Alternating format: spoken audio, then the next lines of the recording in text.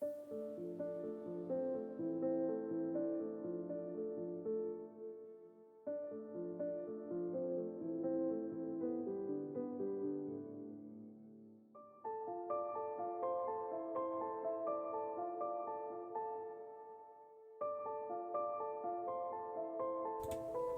by getting my volume actually up on the stream and come over to the main stream. Let's see, are you able to actually see my stream right now, or are you just focused on the drive? Because I think you'll like the token I made up for you. I have two tabs open. Okay, I've got the stream up, yeah. Yeah, there's a fun little person on Twitter who made just free token rings. I'm like, I could do something fun for Buske. Fair enough. And, I'm sorry that I know on your stream you said, it's like, call me Buske, but it's like, I feel the need to go like Team 4-star, like Maximilian Pegasus. Ooh, Buske boy. Hey, Brocka, welcome. Hey! We're just vamping a little bit. Give people time to actually come in. And I'm making sure everything is ready. Buske, I don't think I told you I got that Halo gift done. Oh. I'm just waiting for the right time to break it out and actually have it spinning on stream. Yeah, I remember I briefly heard you and Michael talking about that a little bit. It took like maybe altogether 8 or 9 hours of work. Because just every so often I had to stop and take a break. It's fair. And I wasn't even redrawing it every time. I was copy pasting and just moving frame by frame. And oh boy. Actually, while we're waiting, let's put on the more interesting picture. There we go. Handsome rogue. But yeah, welcome. Everyone is here or watching back in the VOD because you couldn't make it. This is the yet to be named review show, where it's a mostly 5e content. This week's theme being fandom inspired works. And as a wonderful co-host this time, I have a player in my campaign who I'm also a player in their campaign. Buske, would you like to introduce yourself? Hello, my name is Buske. Like Luci had referred to, I DM one game where they are a player in, and a player in their game as well. So we each get to send each other backstories for characters, and after sessions go, "You bitch! How can you have done that?" So there's a lot more of that been directed at me as of late. Very fair play. Well earned. Definitely well earned, but ooh yeah. Oh wait. Let's see. Do a quick mic test. I just noticed your the output wasn't working. Oh. Okay. Maybe I just looked at the wrong time. But yeah, before we get into any actual reviewing, this week I thought we'd talk about how to make an interesting character without having to go full homebrew, which I know this whole show is about reviewing homebrew, but sometimes DMs say no. Hell, they sometimes don't even allow stuff that is in the books because it's too broken. Would you like to start by talking one of your characters you've been safely creative with, or you want me to start? I'll let you take the floor, actually. Okay. Well, I'm not going to be so prideful as to start with my own character, but the thing that sparked this particular top conversation I saw on a Reddit thread, someone was asking how to make their character interesting. And as an example, they talked about Ashton the Barbarian in the, the third Critical Role campaign? Yep. Oh, yes. That'll be towards the end of this stream. I thought I'd talk about this cool non-5e system, Braca. But it's the most interesting non-spoilery thing for now while we talk about the interesting characters. But yeah, I thought I'd dissect Ashton really quick. I know some people probably haven't watched Critical Role, or maybe they want to, but are waiting towards the end of the series for whatever reason. I know I've binged things like that to catch up, but so I am trying to keep to the information that's learned pretty early on. Like I said, Ashton is Barbarian, but what he shares early on, he kind of sounds much more like a rogue. He's part of a criminal crew. Uh, Before the start of the story, he was part of a botched burglary, got gravely injured, and left in debt to the same woman he failed to rob. It's like, that sounds a lot more like a rogue backstory, doesn't it, Busk? Yeah, Yeah. I mean, especially even just looking at the character art, you've got someone that you could even typically classify as what comes to mind as a rogue, as Mm-hmm. they've got on a bunch of different leathers and like Faerie, you know, lighter, but you could be considered armor. But I know I myself was thinking when they were first introduced, um, that they were probably going to be a rogue, and I was very interested to see Callus play that. But he very much surprised me when he said I would like to rage. Yeah, it's a, and I think one of the easiest ways to make an interesting character in the vein of Ashton. I mean, Busky here has already seen it with the current fire breather I have, but that's if you take the class you are using and then use the backstory or a character trope typical of another similar class. In this instance, he was a barbarian but took a kind of roguish story, and that already adds so much depth. I mean, they were a crew that stole, that burglarized preferably stealthily, but he's a big bruiser character. And by figuring out a way to connect those two story points, being big, strong guy hits hard, to stealthy, you've add enough details to give enough depth to just further add more. It's like, how did he get into it? How did he go to robbing when he could just, I don't know, ambush people, be a highwayman? And if you just build on stuff like that, eventually you get a three-dimensional character who's not just, oh, I'm the dark, edgy, my parents are an orphan loner rogue. You do that with a fighter, you're like, I wasn't expecting that. You're not just some soldier. Building off of that, the example I talked about earlier, the character I have in Busky's campaign. I actually have the description here to make it a lot easier. I currently play, well, not currently, but not important for this story. I play a young fire breather named Morgwin. Used to be part of a traveling circus, sword dancer.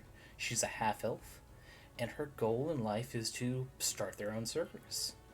Though she got involved with a sky pirate attack, Session 1, is how she kind of got connected with the rest of the party. Their class, of course, is a paladin. Uh, why would I go bard? That's so easy. I mean, anyone could make a big, charismatic performer out of a bard. Maybe you're a sorcerer for the Dragon Bust spell to actually do the fire-breathing performances. But no, Busky here allowed me to do an interesting idea of just reflavoring the race. She is a half-elf, but mechanically, she's a dragonborn. Which also means we don't have to worry about, it's like, how do we figure out how to do a fire breath thing? Is she doing alchemist fire? Is she doing like flammable grease? It's like, no, it's just dragonborn fire. She can do it this many times a day. Done. No homebrewing required. In fact, reflavoring things is the easiest way to make stuff like this works. How does she have a flaming sword dance? Well, there's a flaming spite spell for that. She just takes performance back. Sorry, she took a background that gave her performance, because paladins don't typically get access to that. And you know, the Ancients Paladin has an oath that really fits. To spread laughter and joy and art, be a beacon of fun and hope. I mean, that's her goal. She wants to be a circus performer, to own one. The oath fit just perfectly. Uh, as such, just make her want to be a bardic style background in Paladin. Got that extra little bit of depth. But I'll now pass it over to Buske. What's an interesting character you'd like to talk about? That, I guess the very obvious answer could be the token that I've got, but I can put a pin in that for the meantime, because I've been teasing Nick with a character for quite a while. Um, the whole idea was that the party um, was planning for a third campaign, and I was torn between, well, what class do I want to do? I haven't played, I haven't fully played a Barbarian before. I haven't fully played a Ranger before. I don't know what to do. And then one of the players, Michael, he pointed out, hey, so far we have all full casters. What if we just went full caster, no martial, no half casters? And I am very susceptible to influence. So I ended up saying, okay.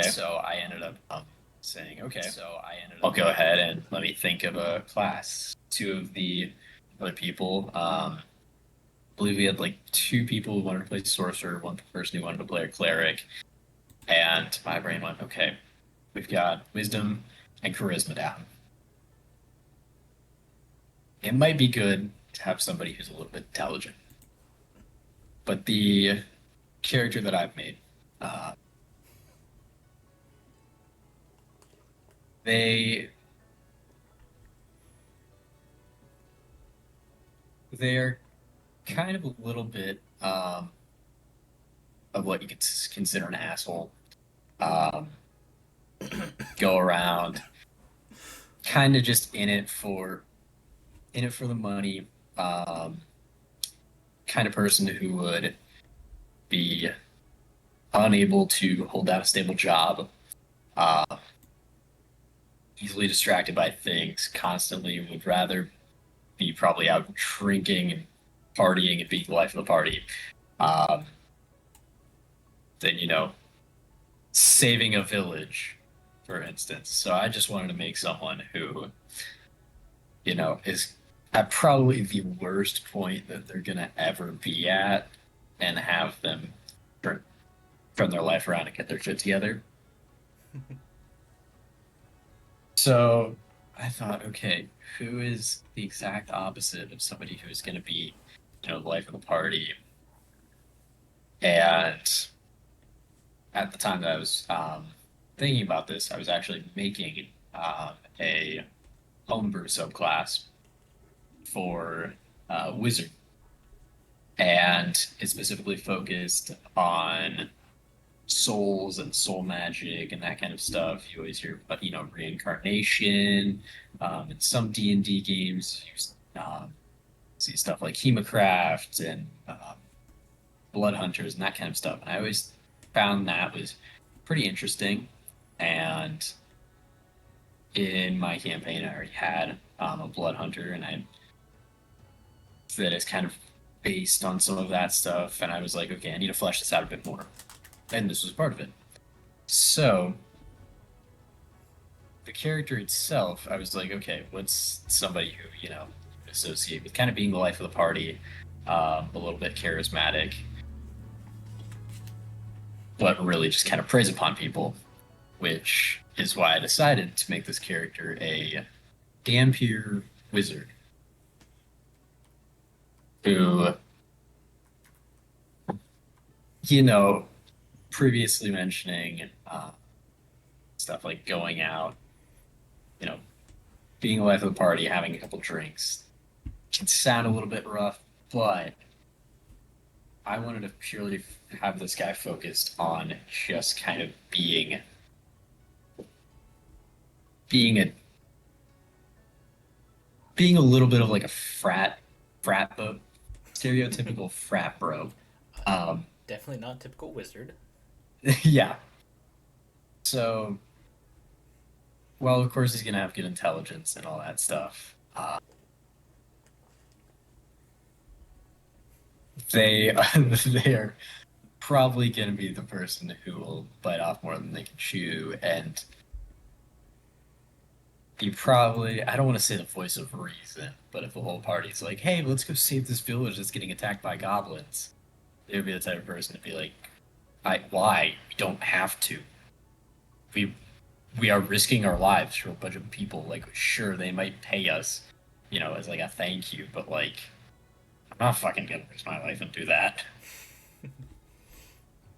So, while I haven't even played a proper session with them. That's kind of some of the stuff of.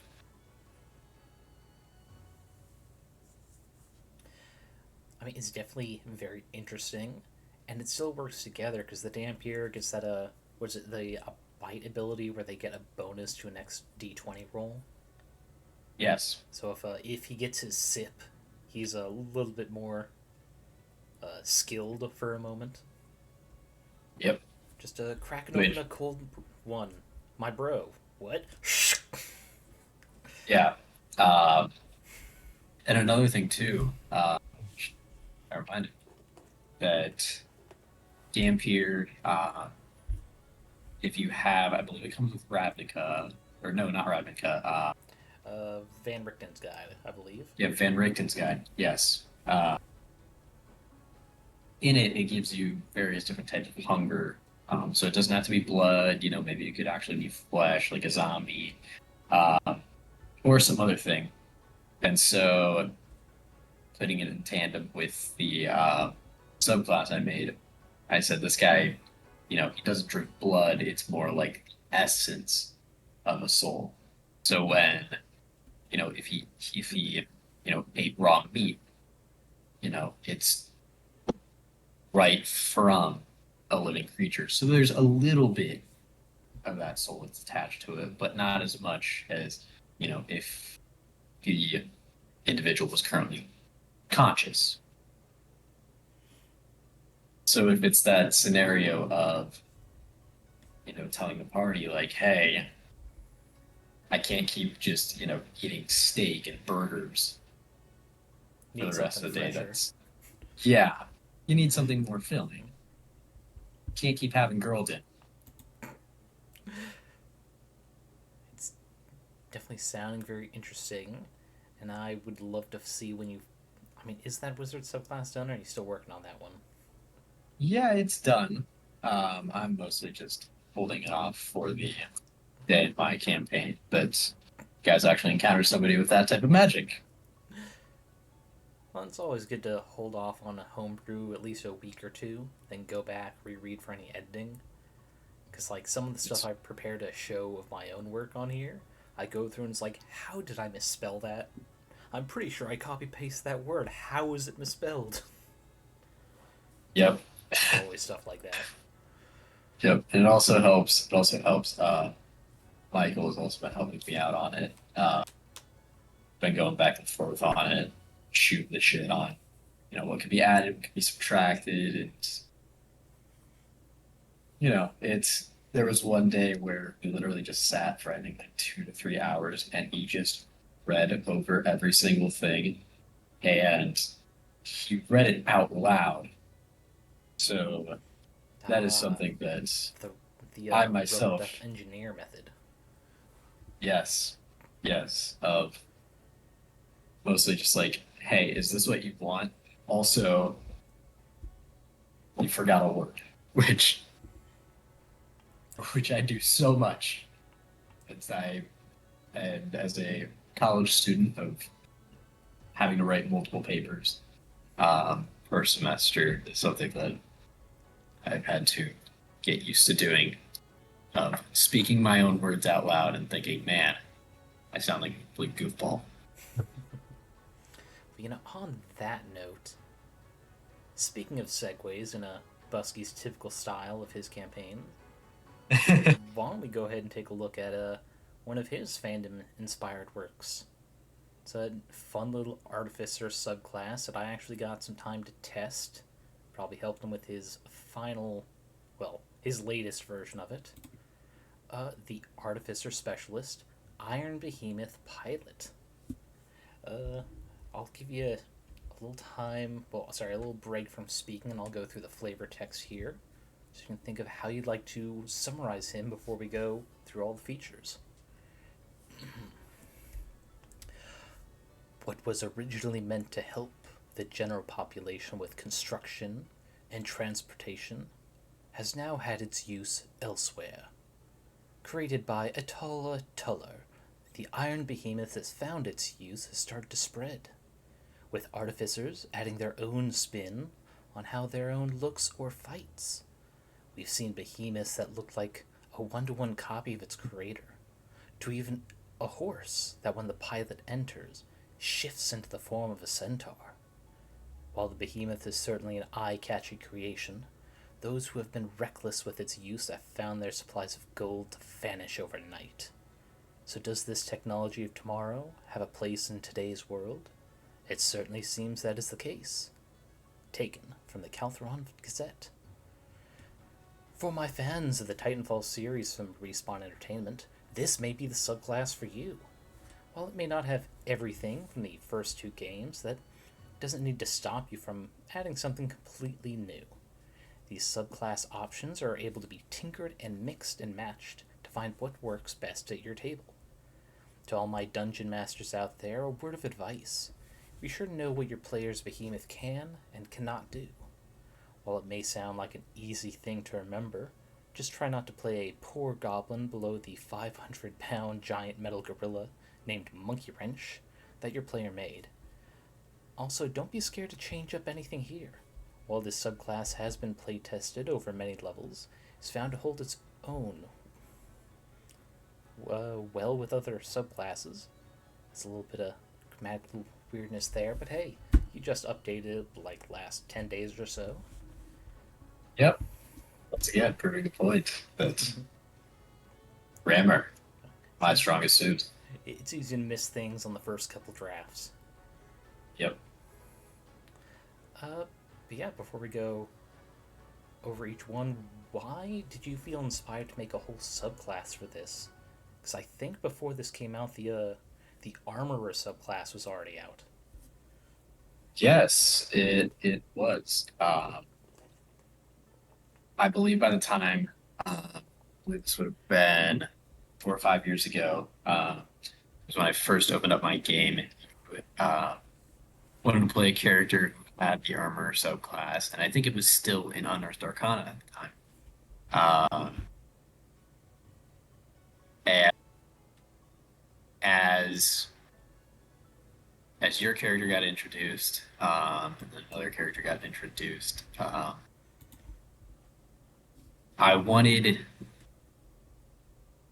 kind of wanted something that was going to be initially kind of unique to the setting.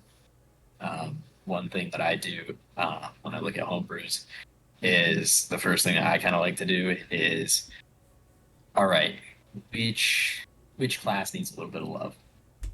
So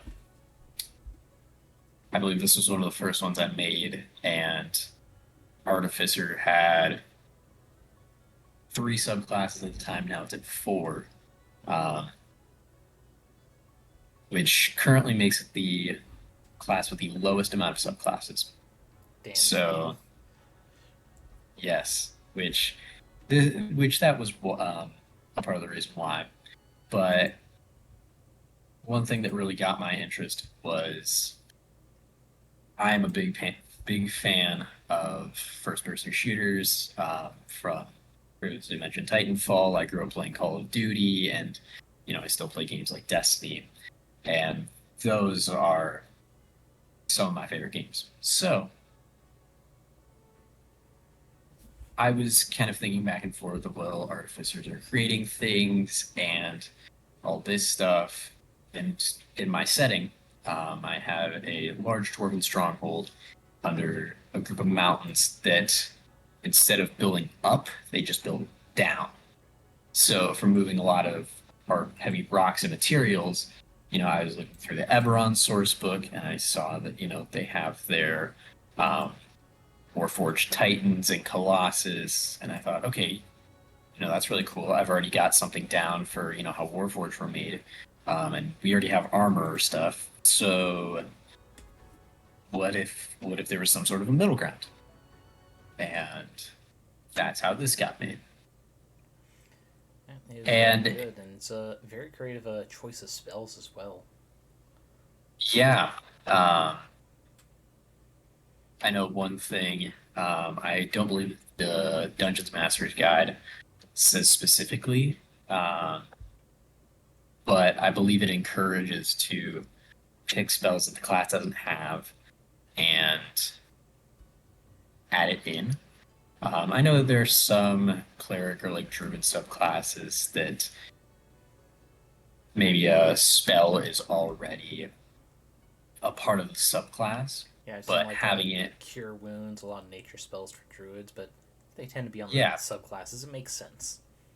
yeah, and having them prepared constantly allows you for more diversity of your spell options. But for a couple of them, I more so thought, okay, what would be, first of all, good for a subclass like this to have, and what could I genuinely see this happening? So spells like Agazar's Scorcher and Warding Bond, those could simply be flavored as, oh, while I'm in my giant mech, uh, it opens up its mouth and it shoots out a blaze of fire, or I cast a spell and it helps defend my mech. Um, and additionally, you can see at the fifth level, spell Awaken, which that was something that as you can see that I put in parentheses that it works on your behemoth. That was kind of the main intention. Uh, That's a good because in subclass the end goal. It's like, hey, you've given it an AI.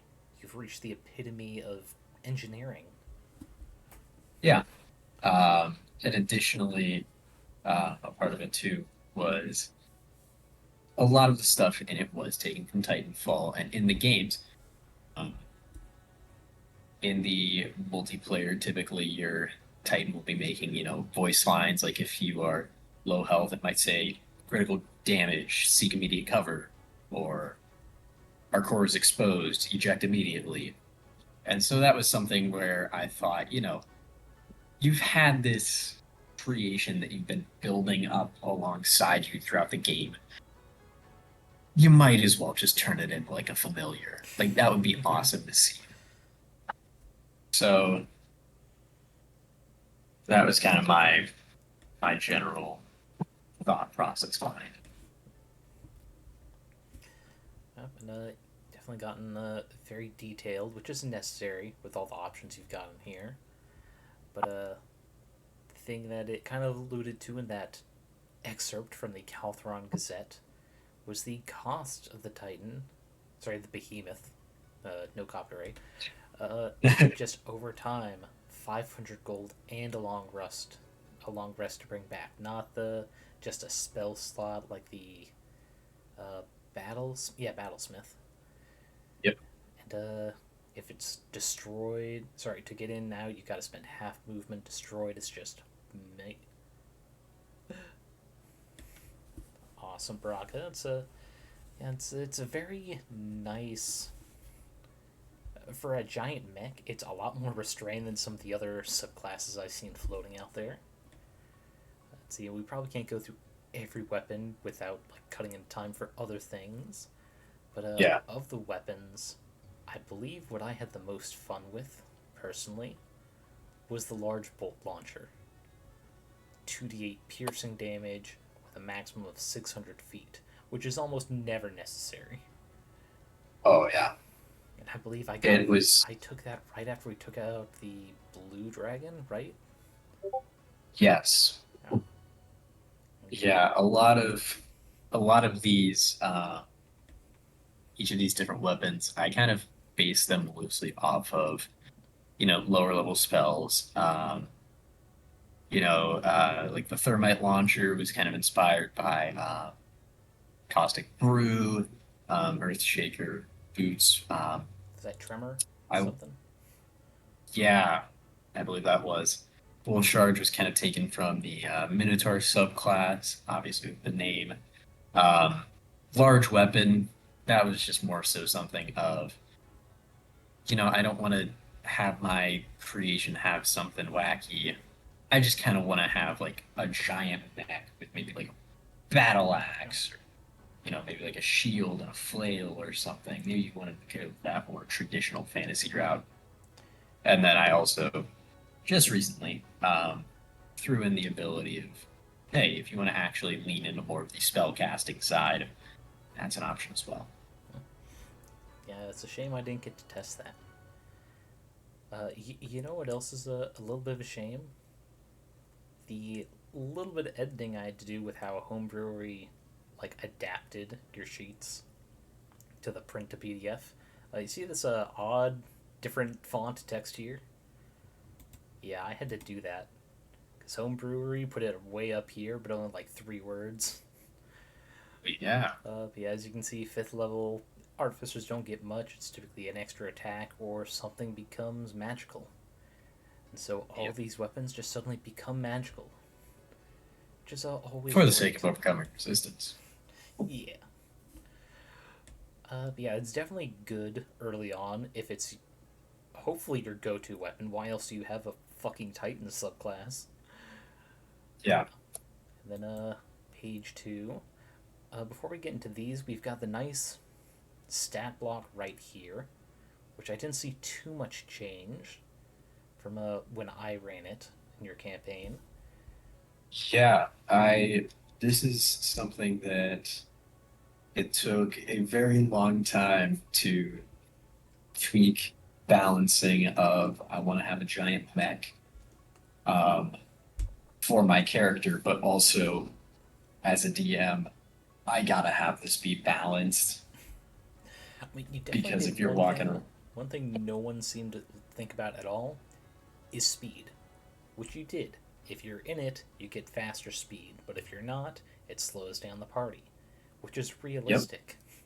It's like you can't do all the yeah, fine motor controls if you're not in there. yes, which is also a part that I kind of wanted to differentiate it from the Battlesmith because that was kind of similar to like a Ranger Beastmaster where you're fighting alongside an animal. I wanted you to be inside this thing. I believe in like Crazy. third level, it specifically sells specifically. Yeah, specifically says, you can do some things with it, but you can't do a whole lot. So you're getting the most out of actually being inside of this thing. In the driver's seat. Yeah, so the pilot, no co-pilot. This isn't a Pacific Rim, unfortunately.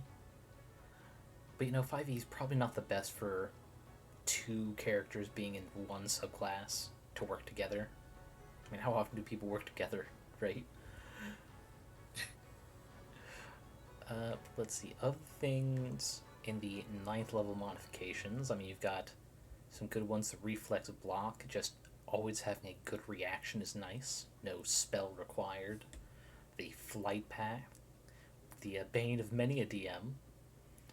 But I think what I had and never really got a chance to use was the phase embark, wasn't it? Yep. I think I used it all of twice, and that's I went for a full on kamikaze rush. Because like, sorry girl, but the cleric over there needs to live or something. Yeah. It in the that was something that was kind of basically taken directly from the games. Because getting inside of a mech, uh, the rules of it takes half your movement speed to get inside. That's something for most mounts in D&D.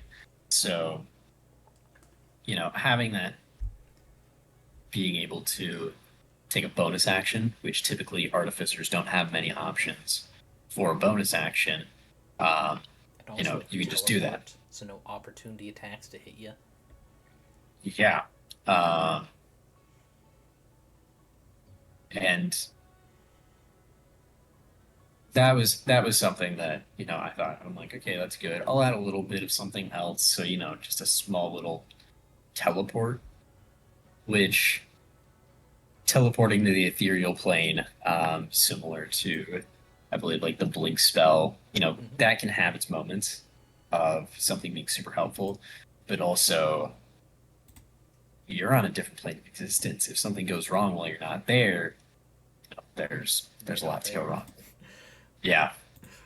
And then finally, we've got the capstone of the subclass. Because anyone who's played Artificer knows that the level 20 capstone is broken. Every infusion being pretty much an extra life of sorts. But here we Yep. have gives resistance to pretty much all non-magical damage. The bludgeoning, piercing, slashing trio. Uh, let's see. You changed the wordings last time. Any non-weapon or armor magical items or infusions you're attuned to that don't normally affect your behemoth now do, so long as you're piloting it.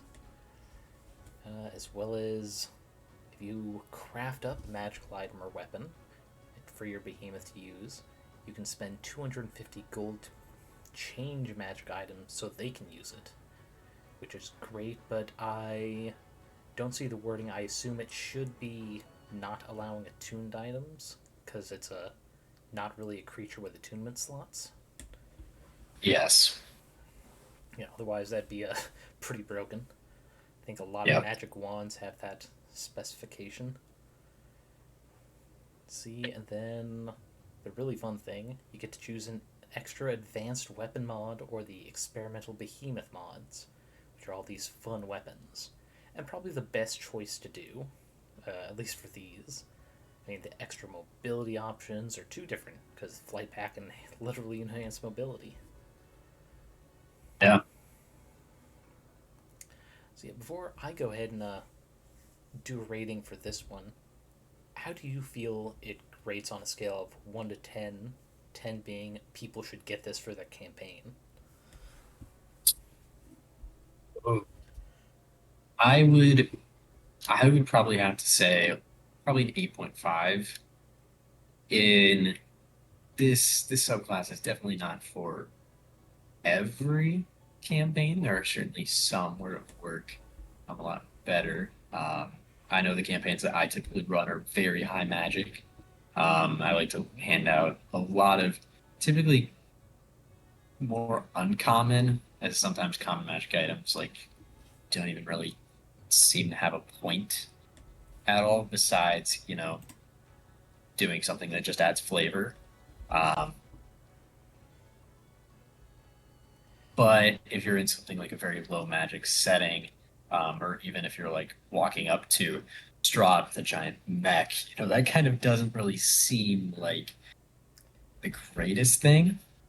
You could, however, maybe flavor it as, hey, maybe your artificer is more of a druid, and this is almost kind of like a golem that they've made. Maybe it's more stone than metal. Um, but that was something why I wanted this to, you know, have its roots, but also be versatile as well. That's why I also specifically put it in. Feel free to like tinker around with this stuff. Not every table is the exact same. I found that it worked fairly well at my table. Maybe you might find that some of the stuff is a bit too much.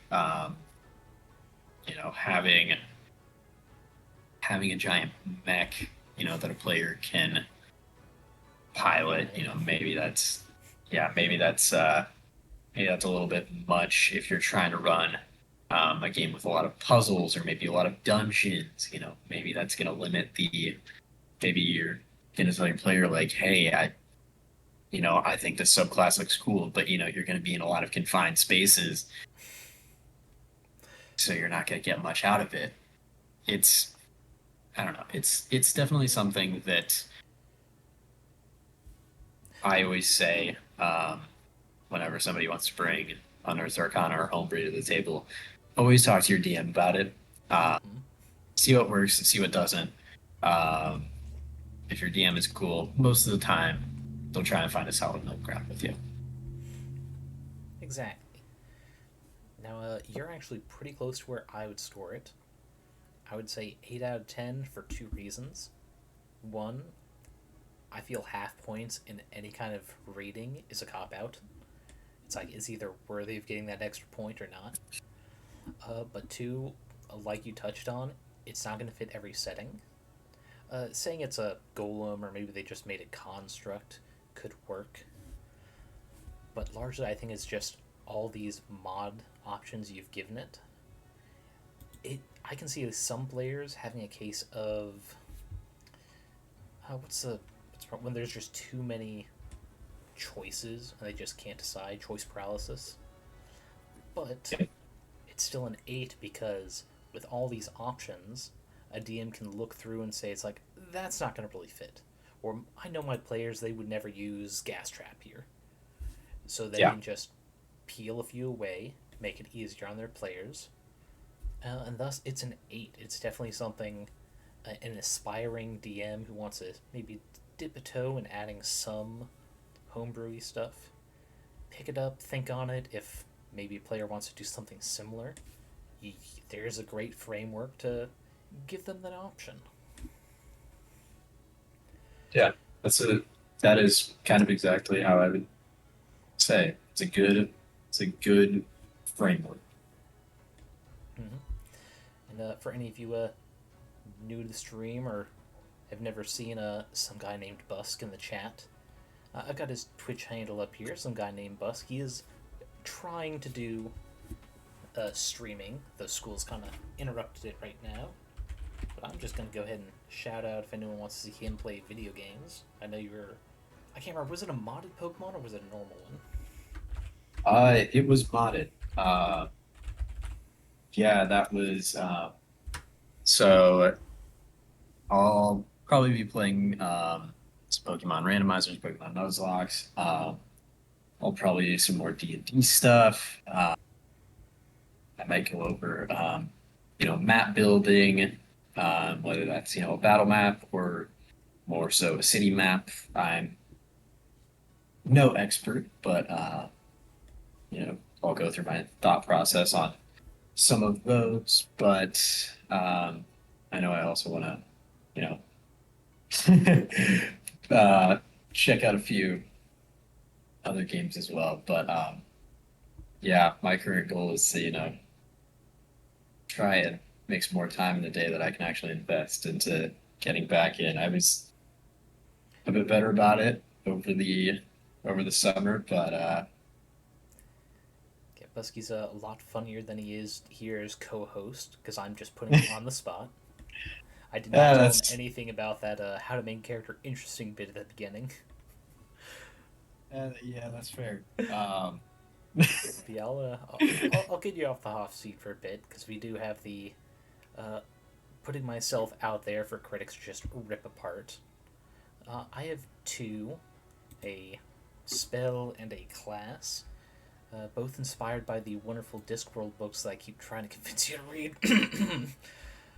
Hey, I brought that book home. I've got one of the books, and I was just home over the weekend, and I saw it sitting at home, and I was like, "You." Yeah, I'll go ahead and just talk about them a bit. I mean, you guys already know because you're here. I'm Lucifer's Morningstar, so we don't really have to have that, but it's more for the VOD later. These are two spells. One is pretty much just a pre-upcast version. The only major difference is that the first level Transfer Wounds does not have the wizard having access to it. And just a quick summary of why before I go into these details. It's because this is an easier way for a first or second level wizard to kill themselves by accident. And here's why. It's a simple one action spell, a lot of the first levels are, but it is 1 minute concentration. When you cast it, you touch a creature as part of that action, and they regain 1d8 hit points.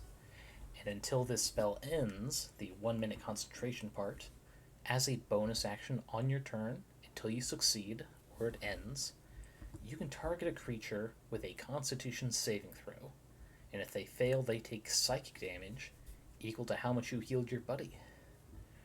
Downside is, if you lose concentration and you failed to deliver that pain to anyone, you take it. There's no reduction of it. Doesn't matter if your character has psychic resistance, either from their class, their race, or another spell. You take it in full. Which means, like I said, first or second level wizards can die. Because you know what happens when you hit 0 HP? You automatically lose concentration.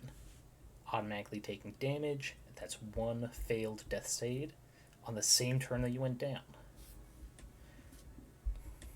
But because it's a simple healing spell, and for classes that either have Cure Wounds or the option to get it, with the Divine Soul Sorcerer and the Celestial Warlock, you don't get your casting bonus to the amount healed.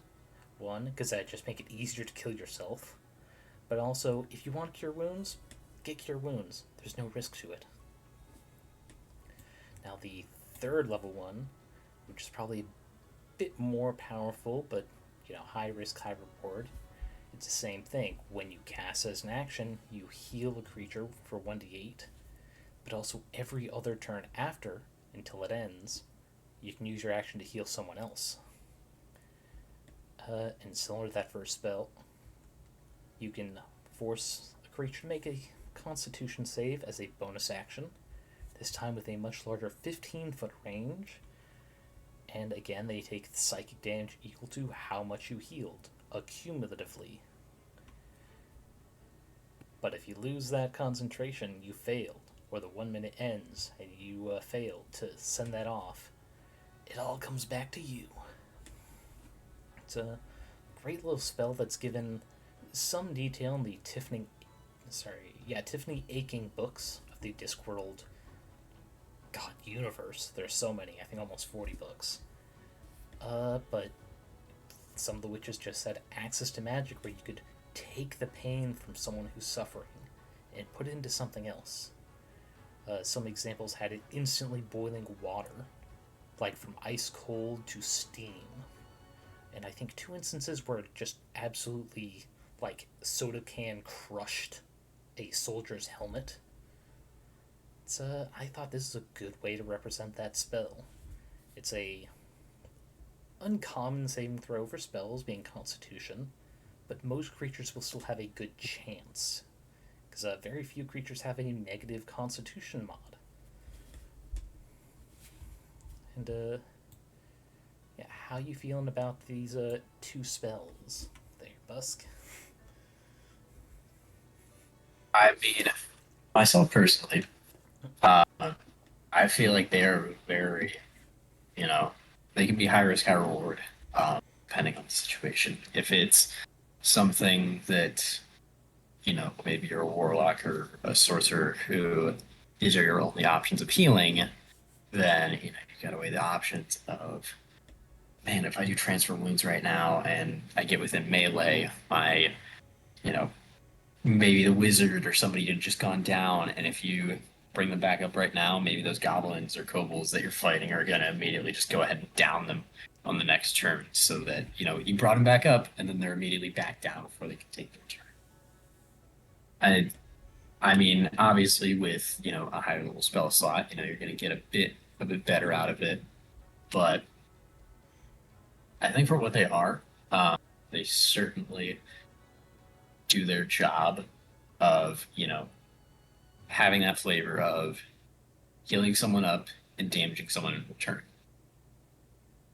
I know if myself personally, the way that I would have done specifically transfer wounds would have been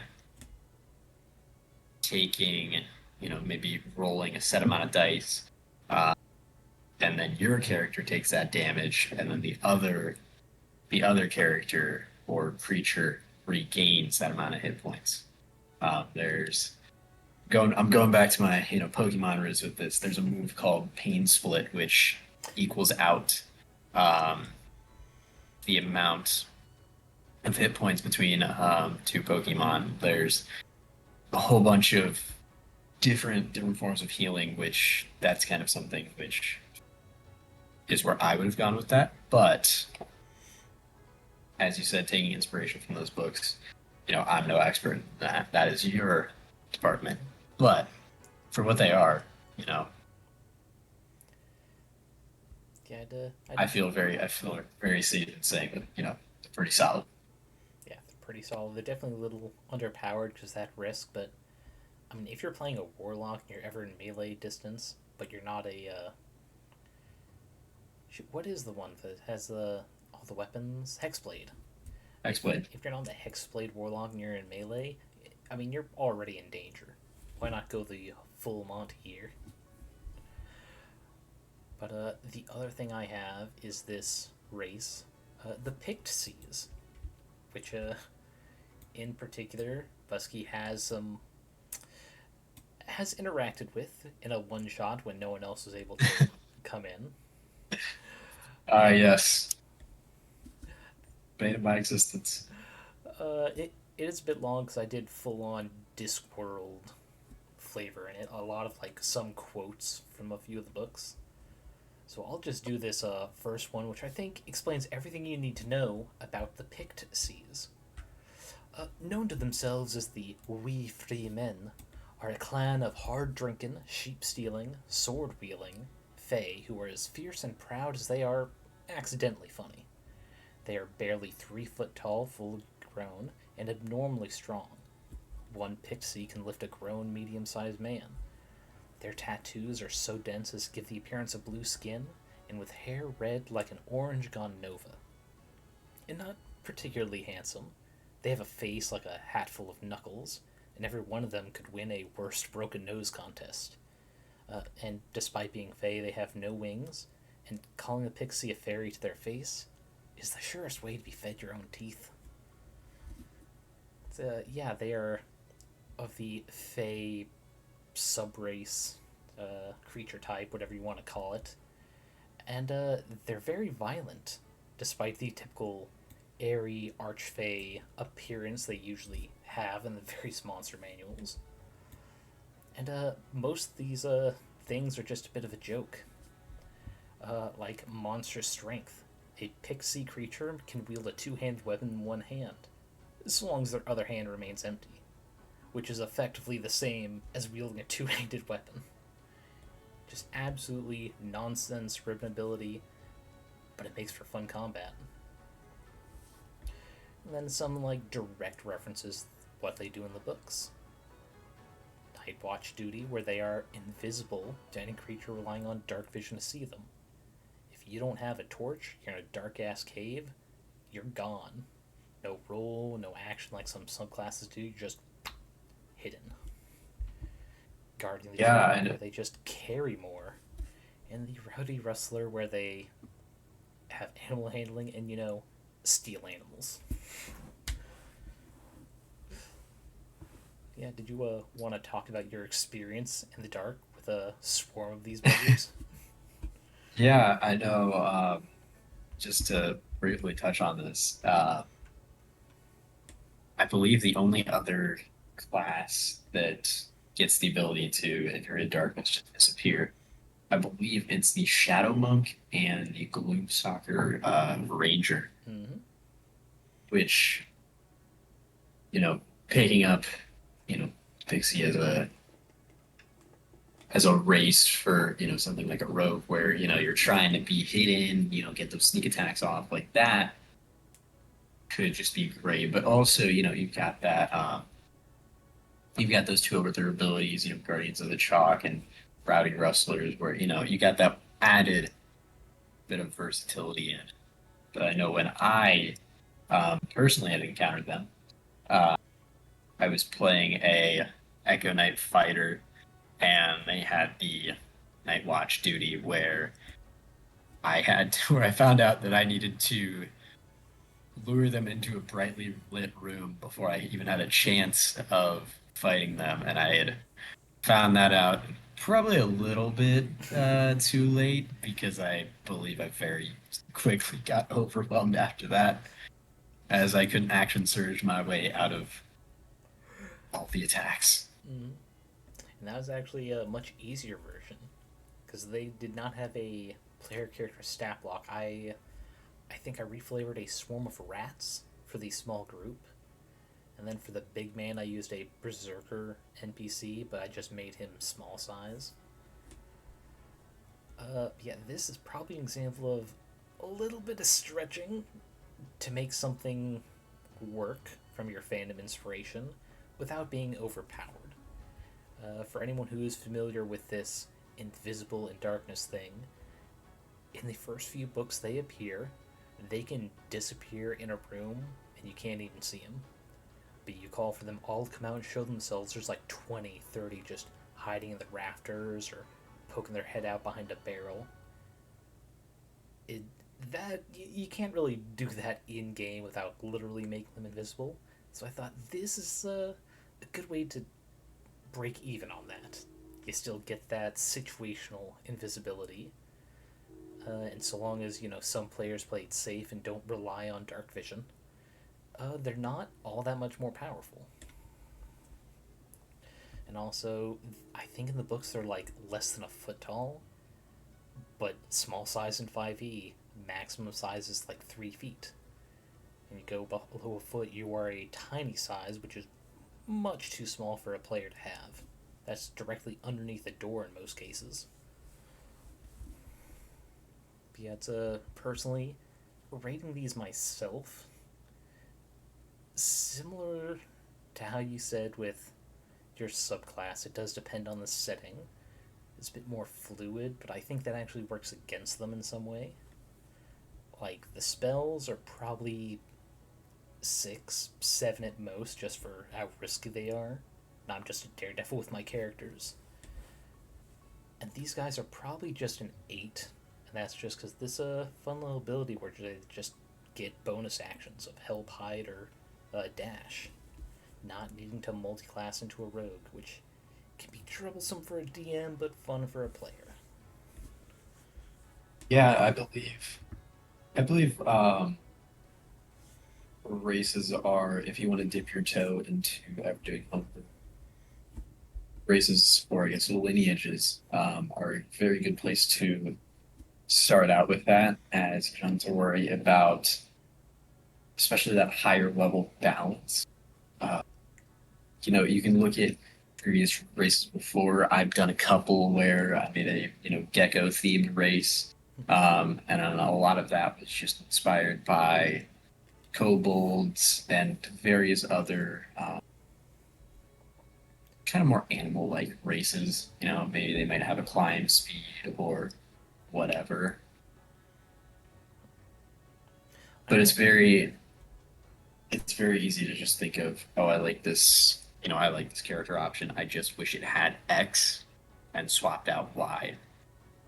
I absolutely agree, especially with it's the easiest if you ever want to try homebrewing something, because there are dozens of examples to pull from that you can just compare.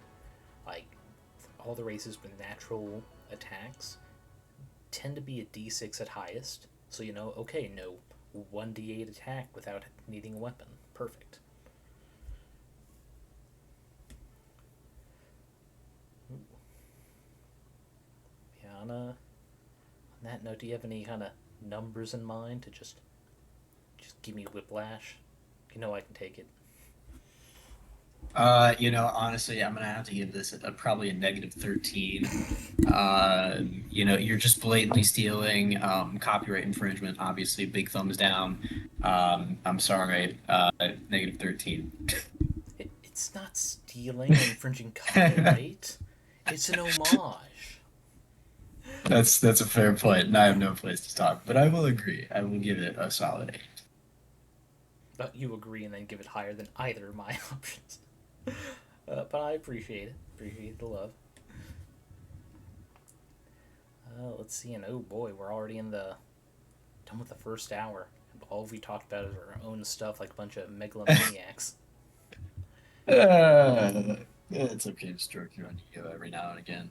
Well, in the hope that Brock is still here to hear us talk about the wonderful subclass she made for the Ranger, why don't we jump over to the Veiled Strider?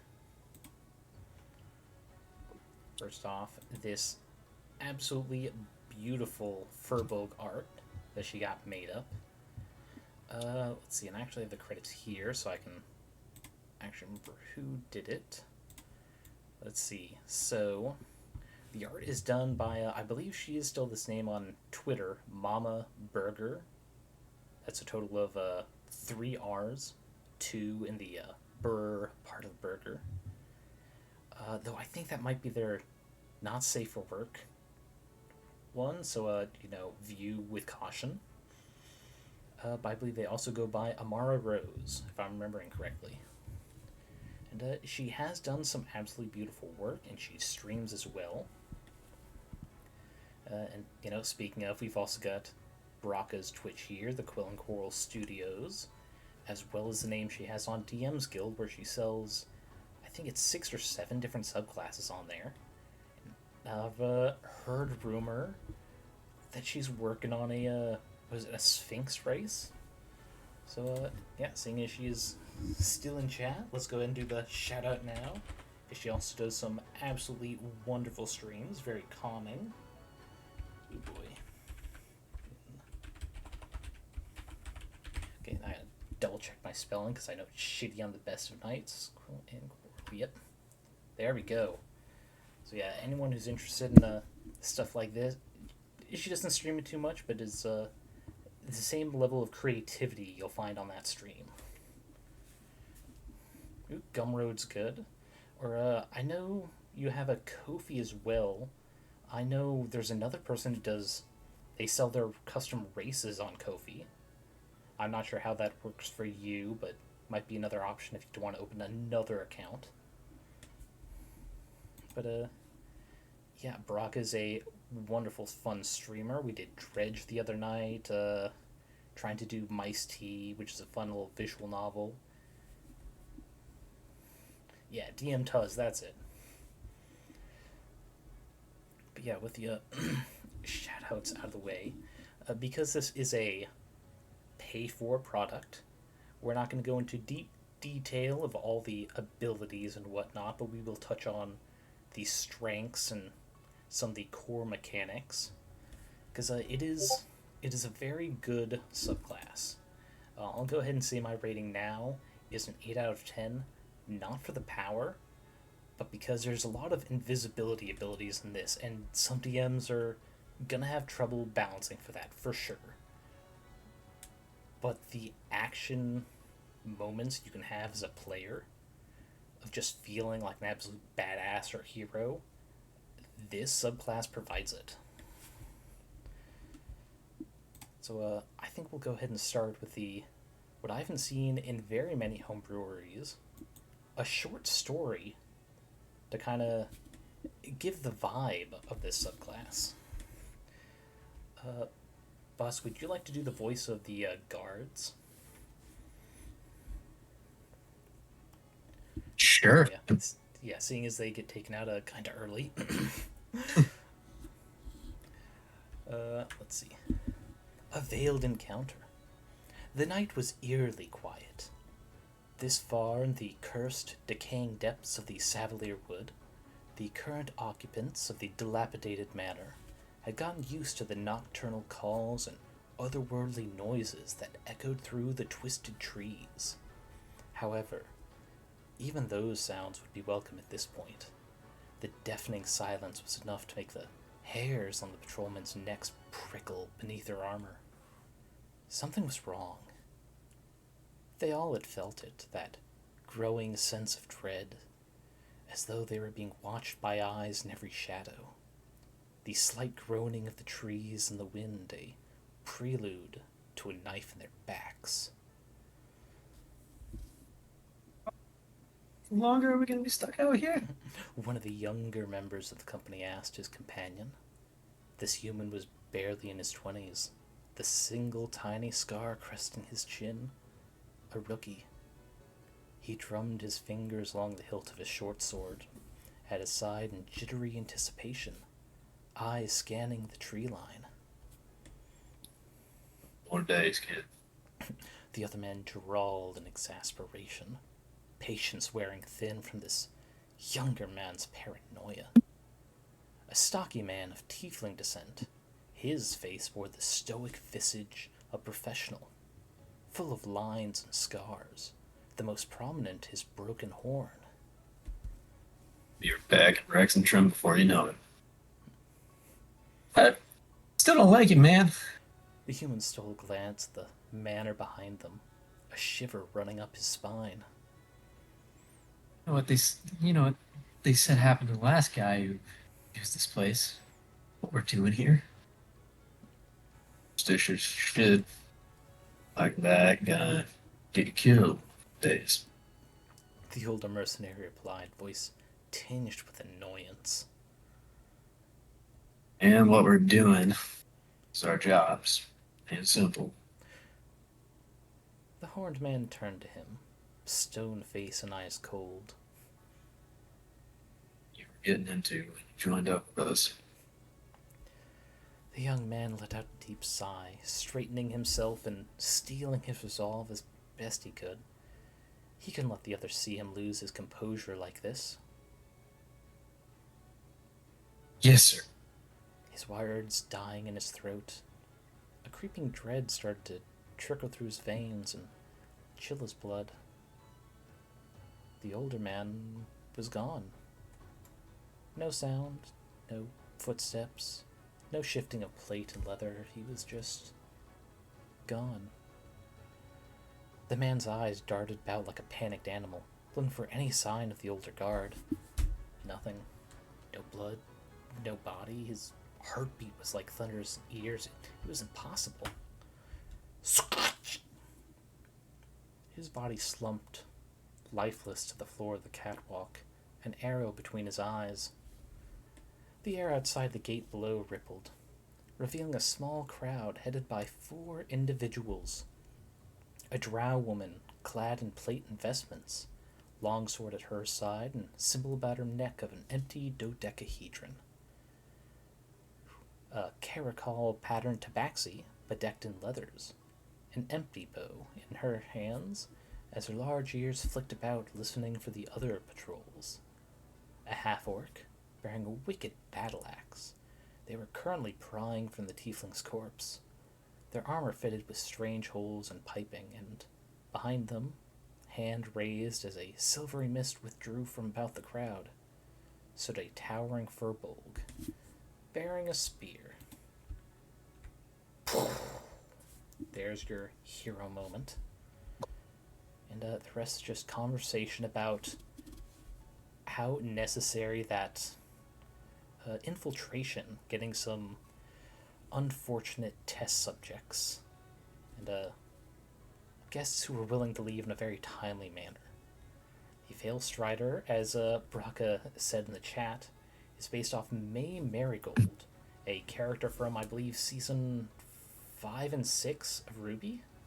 It's been a while since I've seen it, so I can't remember exactly when she pops up with the Happy Huntresses, inspired by Robin Hood, and season 8, okay. Wow, it's been a long time since I've seen it then. But yeah, she has abilities that creates a lot of invisibility without using any spell slots. Some for herself, some, as illustrated in that story, for groups of people. Very powerful, and why I said it's only an 8 out of 10 despite how cool and great moments for a player. DMs, like, invisibility is like really powerful, and this is something that can't be counterspelled, and depending on the DM, might not even allow it to dispel magic. Yeah, I know. Just remembering off the top of my head, a couple things to keep in mind in Invisible is a direct spell, such as something like a Disintegrate or like a Scorching Ray. You can't be targeted by any of that stuff. Even if somebody knows you're invisible and knows that you're there, most spells preface that you have to specifically be able to see the creature. Additionally, you also gain the Unseen Attacker benefit, which, advantage on attacks, disadvantage on those to hit you. If they assume that you're in square A but you're in square B, the attack automatically misses. Invisibility at the right or wrong table, can be pretty damn annoying or beneficial. It's why if you ever have a caster in your party who has access to invisibility, they should take it. Or failing that, greater invisibility, because that one you can still use spells while invisible.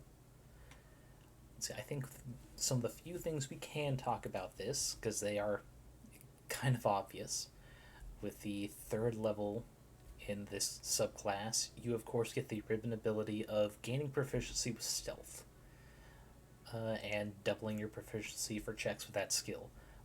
This is a stealth-based subclass. Of course you're going to get that. It's like, if you didn't have it, you'd be surprised. And such great spells that really tie with the flavor and the potential uses. You got Sleep to, put some enemies to Betty by while you focus on the big threats. Magic Aura, where you can make magical items seem to be mundane, and mundane items magical. Non-detection, further building into that undetectability, especially when you've got the whole group invisible. Greater invisibility, of course. Like I said, it's obvious going to be with this class. And of course, Mislead, which I haven't used in a while, but I believe is the one you make an illusion of yourself, but it moves independently of you within a specific radius. Yep. It's a good mix of, I almost want to say, because I know Silent Image doesn't allow you to do audio, but that and visibility. Mm-hmm. It's always great when an illusion spell can do both audio and visual. Really helps sell. Oh, yeah. It's even deadlier on an NPC, because it's the type of spell players don't think an NPC is going to use against them. But yeah, I sent you a copy of this, Bus. What's your initial thought on, let's say from the a player perspective for this subclass?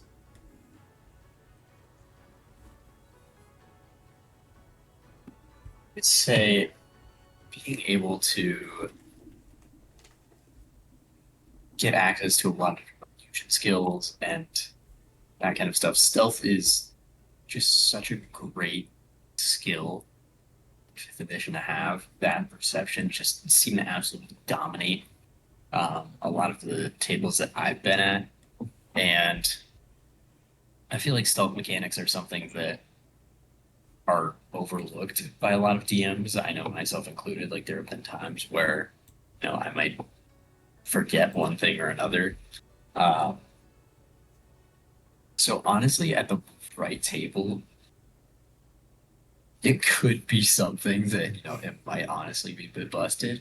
But for, a DM who has, been through the ringer a couple times, they'll do things to challenge you. They might give enemies maybe magical goggles that lets them see the aura of creatures using magic, maybe as a way to find people that are invisible or doing illusions.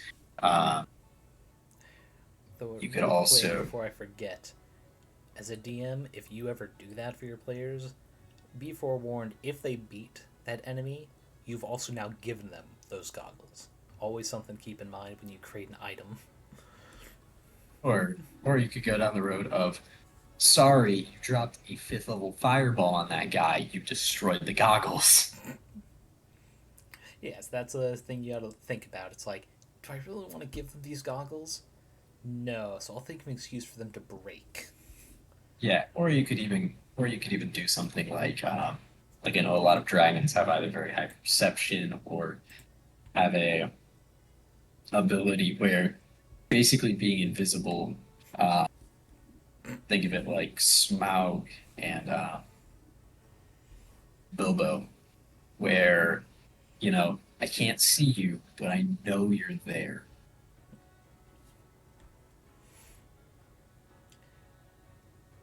That is absolutely a great suggestion there, Brock. That's definitely the damage threshold, at least. Maybe how much is done at a time is a good thing, because it is still a magic item. You don't want there to be a reputation for some to break far too easily. But if there's a group of 3 or 4 trackers coming for the party, each of those with one of them, I mean, the party's probably going to do a fireball or some other big area of effect. Try to keep at least one for them so they feel like they did get an upper hand in some way. So this is a game and everyone wants to have fun. You can't keep all the fun toys to yourself. Just try not to make them too fun for an enemy to use.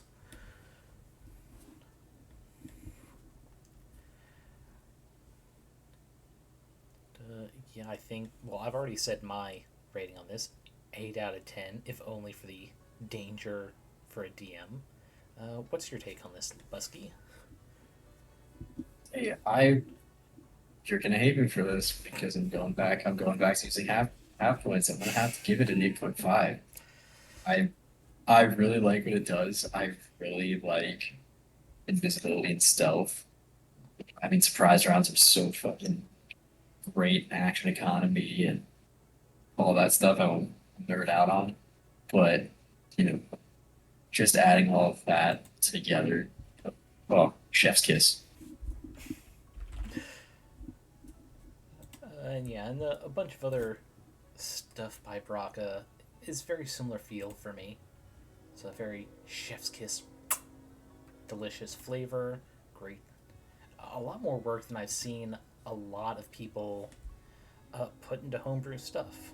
I mean, it's obvious on subreddits you just do the mechanics. You're not doing the full flavor like this wonderful short story to admit it. However, what I also like that Braca did, and like I said, I showed Buske this, the setting suggestions to help work this subclass into the worlds. This is definitely something anyone aspiring to do homebrew should do. It's a very simple thing, just a few suggestions of well-known settings. And this might help like sell the idea. Like this whole page or the short story are both great advertisements for your work if you're trying to make some money off of it. It's like, this is how it would work in Eberron, this is how it would work in Ravnica, maybe it'll work for my campaign, which is a little bit of both. I will say this seeing that is you didn't I can't think of the right wording for this, but you didn't have to do that, but you did. Exactly what I was thinking. And that is just, I mean, that kind of puts it above the, you know, typical homebrew of, hey, here's the subclass, this is it, this is what you get. Mm-hmm. Whereas, you're going out of your way to say, hey, I understand that not all tables are the exact same. Maybe your setting is closer to Eberron, like mine. Maybe it's closer to, Ravenloft, where it's kind of that grim dark, almost like a, Dark Souls type of game where, you know, there's a very high amount of, power difference between, the average commoner and Balthramog, the great five-headed demon of the South Wind. Exactly. And I'd like to read this Ravenloft one in particular, because the Veil Strider naturally works, but going into further detail really helps sell why it works. Within the domain of dread, those who walk the path of Veil Strider are unique, not simply because of their stealth, but for the source of their magic. Those within the domains who study magic have found that the field of invisibility the Striders tap into shares similar properties to that of the dreaded mists of Ravenloft, suggesting they may be living conduits for the energies of the mists. Indeed, few Veil Striders that walk the lands of Ravenloft are trained in the art of summoning the Veil, but instead are travelers that have been led into or stumbled through the mists and emerged changed by the dark power's hazy borders. Those who regularly travel the mists, such as the Keepers of the Feather, the Church of Ezra, and the Vistani, often manifest these abilities, and those who do go on to mentor others with such gifts. Tying it into an established setting like that so naturally, like this whole little blurb to help kind of ease it into that setting. It reads like a warlock, which ties into the prompt we started with, how to make a character more three-dimensional, more interesting. A warlock flavor to a ranger. Two classes I would not have considered kind of linking like that. I mean, I can think of like 2 or 3 different side plots for the party if they just pass one just in the wild of the game. And like Buske said, you didn't have to do this, Braca, but you did, and that dedication makes this whole thing so much more interesting. And I just happen to have this other link right here. Nope, not that one. Here we are for the a particular library. And you know, one librarian to another. Gotta share the deets. Anyone interested in homebrew like this, or this one in particular, that's how you get to the Sphinx library. It's definitely well worth the cost. And hopefully I find some other themes I can get a few more of Braca's works to fit. I can't show them all off, but damn would I like to. Let's see, any closing comments on the Veil Strider before we move on to the next one? I kind of go back to what I said earlier about the settings is. Oh goodness, I just lost some sentence. This might fall apart as I'm saying it, but oh damn it, it's lost. Okay. It's fine. There's never a stream without scuff. That's Yeah. the difference between Twitch and YouTube. YouTube's Oh all yeah, about editing, but we gotta go Fuck. do it live. Oh, cut to commercial. Cut to commercial. Roll the Raid Shadow Legends ad. Yeah, like we said, 8 out of 10, 8.5 out of 10. Definitely worth buying if you're a DM willing to be a little risky with the balance of your campaigns. The one for Theros, I did love Theros as well, but I also just like the Theros setting in general. Just Greek myth, other ancient stories. It's too bad they only did the one book. Yeah, it's a wonderful subclass, wonderful setting ideas, wonderful homebrewer. Next, do you want to go with the very fun Sleighjammer map next, or should we go with the other Artificer subclass I brought in? I'll say let's go with the battle map. I don't wanna be too much of a pain in the ass, but I do need to do a little bit of homework tonight, so I might have to leave you a little bit early. No but worries. I mean, I was glad you were able to stay for Braca's thing, because being able to go back and forth in that story is going to save my throat a lot. Oh yeah. Whoa. But yeah, the battle map, it might seem a little out of theme considering the other things we have here, but it's I mean, it's Christmas time. But no, I'm a big fan of the Sleighjammer setting. This particular map I saw on the subreddit by Bonus Action, who has a Patreon. This is one of the free works, but I think it's a good example of how to get something very strange working with established mechanics. In this case, the Sleighjammer spaceships. So we've got, I mean, the fun little logo here, of course. Him having what looks like a toy axe, but is probably very powerful. But just instead of a normal ass magical sleigh, 8 reindeer, a whole spaceship, which they have with multiple levels, all labeled. We got feast deck, we've got officer bedrooms, cargo hatch, the Yuletide bridge, which has, a chimney, because why not?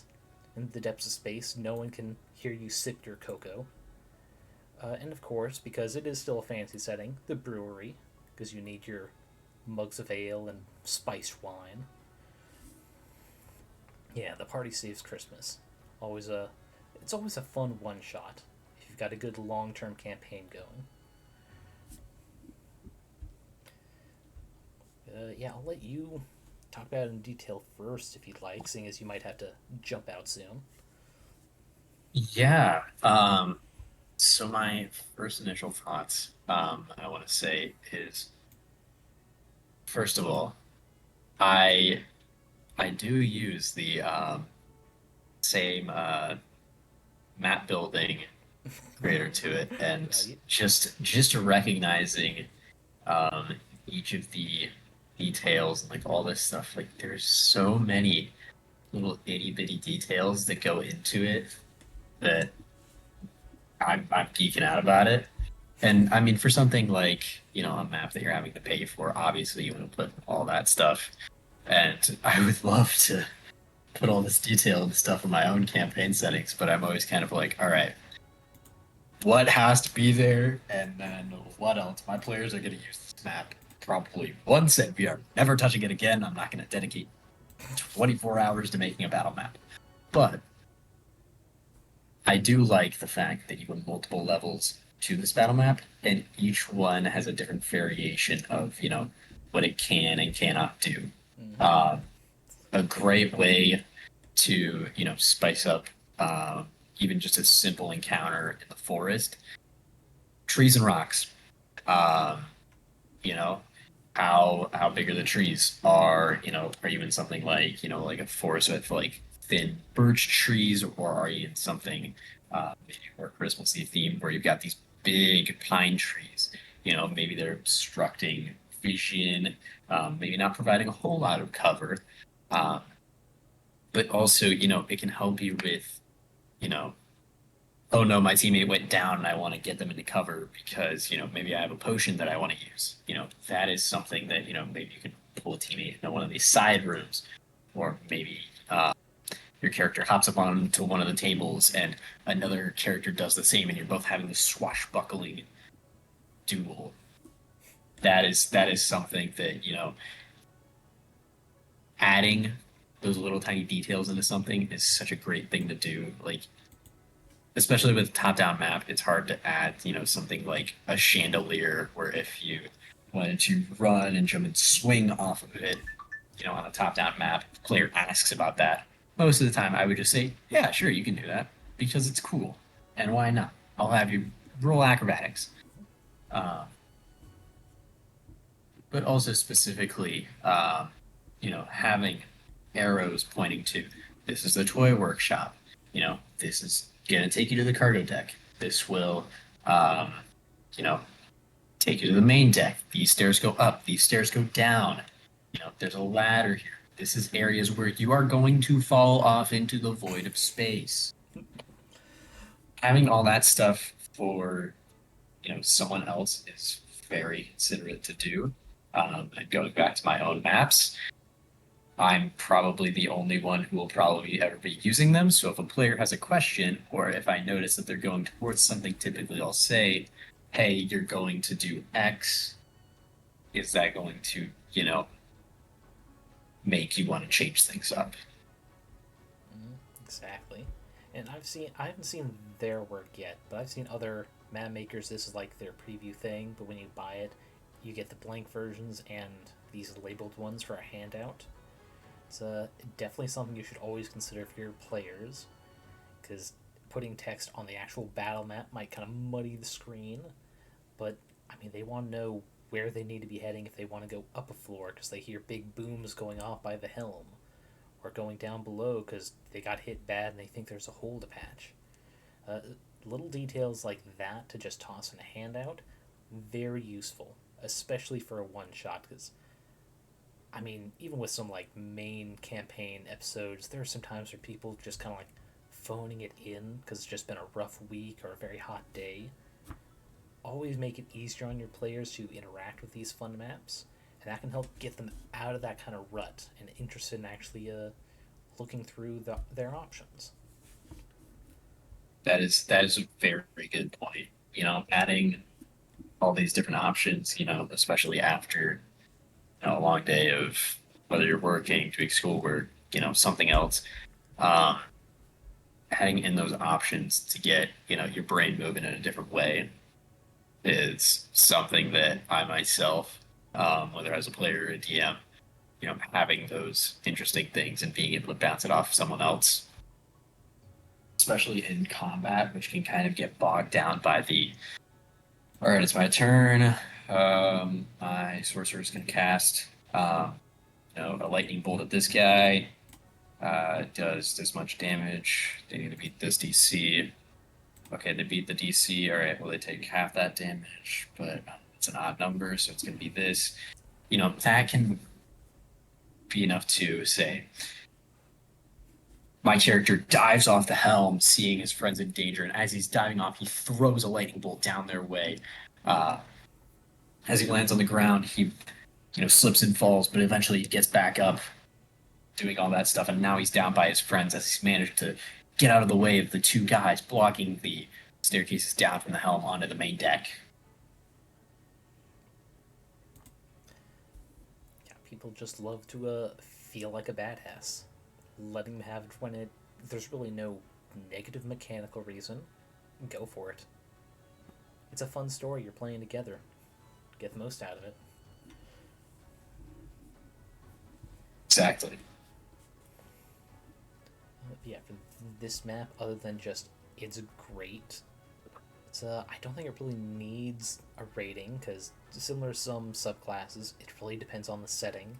If you're ever doing a one-shot that needs it. But quality-wise, this is superb. They've certainly earned whatever rate they charge for these maps, barring it's not like $20 for just these 3. But yeah, very good. If you'd like to step out before we go into another big subclass, I thank you for co-hosting with me, even for only an hour and a half. Yeah, thank you for having me. It's been a pleasure. Feel free to, when I finally get back into streaming, stop by. I'll be sure to repay the favor to Luci. I've got another series of mainly breaking stuff down with players about how, they create a character, maybe how a DM creates a world, and just kind of general life advice. But thank you for having me. Mm-hmm. I've just been, homework. Yeah, and I mean, I'm just some guy named Buske. Haha. Yeah, I'll see you tomorrow for the game. Likewise. Well, with him having popped out, I can go ahead and remove his token, seeing as I'm no longer representing him being here, but hopefully we'll see more use out of that token than just for today. But a good 30 minutes work into it at like 2 in the morning today, because I thought, I need to do something cool for him. Yeah. Like I said, we were, oh yeah, Buske is a great player. I've said in a few stories before, he replaced a horrific necromancer player who was pretty much had main character syndrome. He deserved to be kicked. Yeah, he saved a campaign that was only like 6 months old at that point, and now here we are almost 4 years later. So, wonderful player, wonderful DM. And hopefully he's able to stream enough that you guys can see he's a wonderful guy.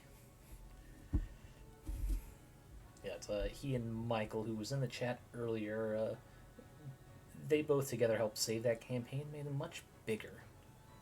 Buske with creative characters, and Michael with so many questions that just expanded on everything, including the current Luci persona I'm using today.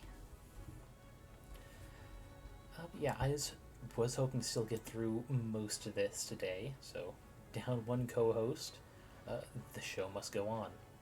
The next is an Artificer subclass known as the Caraveneer. The Reddit user has the name PosTavern, which I hope he did not mean to look like Piece of Shit Tavern, or if he did, he's having fun with it. He also has a itch.io account. All of his work is pay what you want, but is good quality, good art. And going through the details on this, some people might recognize at least one of the inspirations. But I think before going into these details, we'll just show off the suggested ways to figure it out. The sentient host for your subclass. It's some magical vehicles are inhabited by sentient hosts, such as Calcifer from Howl's Moving Castle, Idris from the Doctor's TARDIS, and Hal 9000 from the Discovery 1. When you create a new arcane caravan, you can give it a sentient host using the sentient magic item rules found in the DMG, modifying the terms when appropriate to suit a vehicle. They can exist as a soul kept within the extra-dimensional dwelling, or as the arcane caravan itself. And they have this semi-random table if you want to go crazy and roll for it, or if you just want to pick through instead of making an exact replica of your inspiration. Oh, yeah, the Delver's Guide to the Beast World. It felt a little too original to go into depth on it here, but that is a very good product if someone wants more cool caravan stuff. So yeah, that might be something I go into more depth around Christmas, just because it's one of those setting books that feels like a good gift to a DM that maybe has some creative roadblocks, like maybe they can't create stuff from scratch. It's definitely a good setting to help inspire them. I can't remember, Bronca, are they streaming that one, or is this a different group? Because I know you've talked about some people who do a YouTube channel, a bunch of campaigns streamed on there. Well, that's cool. Hopefully they do, so I can check it out. It's always nice seeing how other people interpret a setting, like the Delver's Guide. But yeah, as visible from these options here, and the art in particular, there are loads of sentient vehicles of one sort or another. And this subclass is all about building one of your own. See, the basic ribbon ability, all Artificer subclasses have some special tool proficiency they gain that kind of builds on the flavor. And with Carpenter's tools, it really does fit a moving, grooving, sentient van of sorts. Some of the spells don't quite feel like they'd work, but most of them aren't in the Artificer repertoire, which is good, if nothing else, to not retread common ground. The Arcane Caravan itself. This is something I wanted to do. And then Wizards of the Coast came out with the Genie Warlock Patron, and it felt like they already did it better than anything I could have done. And then I saw this, and I'm like, well, that's now an option for my campaign if a player's ever interested. Making a time travel artificer that got Tinkers and Jewelers. That is a good way to tie into that. And then you got the easy choice list of of Matthew Mercer's Gravity and Time Wizards to pick through for stuff that kind of fit. It'll be definitely an interesting subclass to see for an Artificer, yeah. There are definitely a lot of mad scientist ones that use electricity or Frankenstein, a sidekick subclass. Yeah, this one's very fun. Inspired by Echo. Oh, he's the black kid who had the white hourglass on his face at the fight. So I'll be honest, I was never a big fan of League of Legends, so I never saw Arcane, aside from like AMVs and some highlight reels. So the names really easily escape me. But yeah, he looked cool, though. I think I only saw the scene where he fought Jinx with a bat, I believe. I mean, Arcane's definitely a lot more easy to enjoy, it being a show rather than very toxic multiplayer game at times. But yeah, it does look beautiful at least.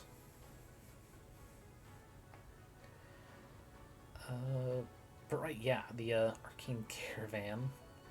Not being quite a sidekick. It doesn't have a stat block, but does the basic things. AC 15, hit points equal to 10 times your level. Nice and base, flat speed of 40, but also with a headlight. If you're traveling with something like this, you should be bedding down for the night. Enjoy your mobile fortress, pretty much. I think they took a lot of these details from what's this spelled? The Magnificent Mansion? I think it's Bigby's. Then Burning Hands, Fog Cloud, kind of coming from a fireplace inspiration. Especially because it gets a minor version of it, only 5 feet area. Let's see. And then you can heal it instead of with Mending, with Create Bonfire or Firebolt. That'd be the only detail I really had issue with the balance of this thing, just because Mending is a multi-minute spell as opposed to a single action. But it's also, it doesn't really have any attacks, so, what the hell, why not? 5th level, when Artificers usually get a very small but ribbon ability flavored thing. Let's see, when you cast a spell with your Carpenter's tools, as a bonus action, you can use the Help. A very underrated action that I think most players never really think of doing inside of combat. It's usually outside just when skills are getting done. Let's see. Then 9th level travel innovations. Your Arcane Caravan can suddenly burrow, fly, and swim, which is just a funny visual. Just imagine this,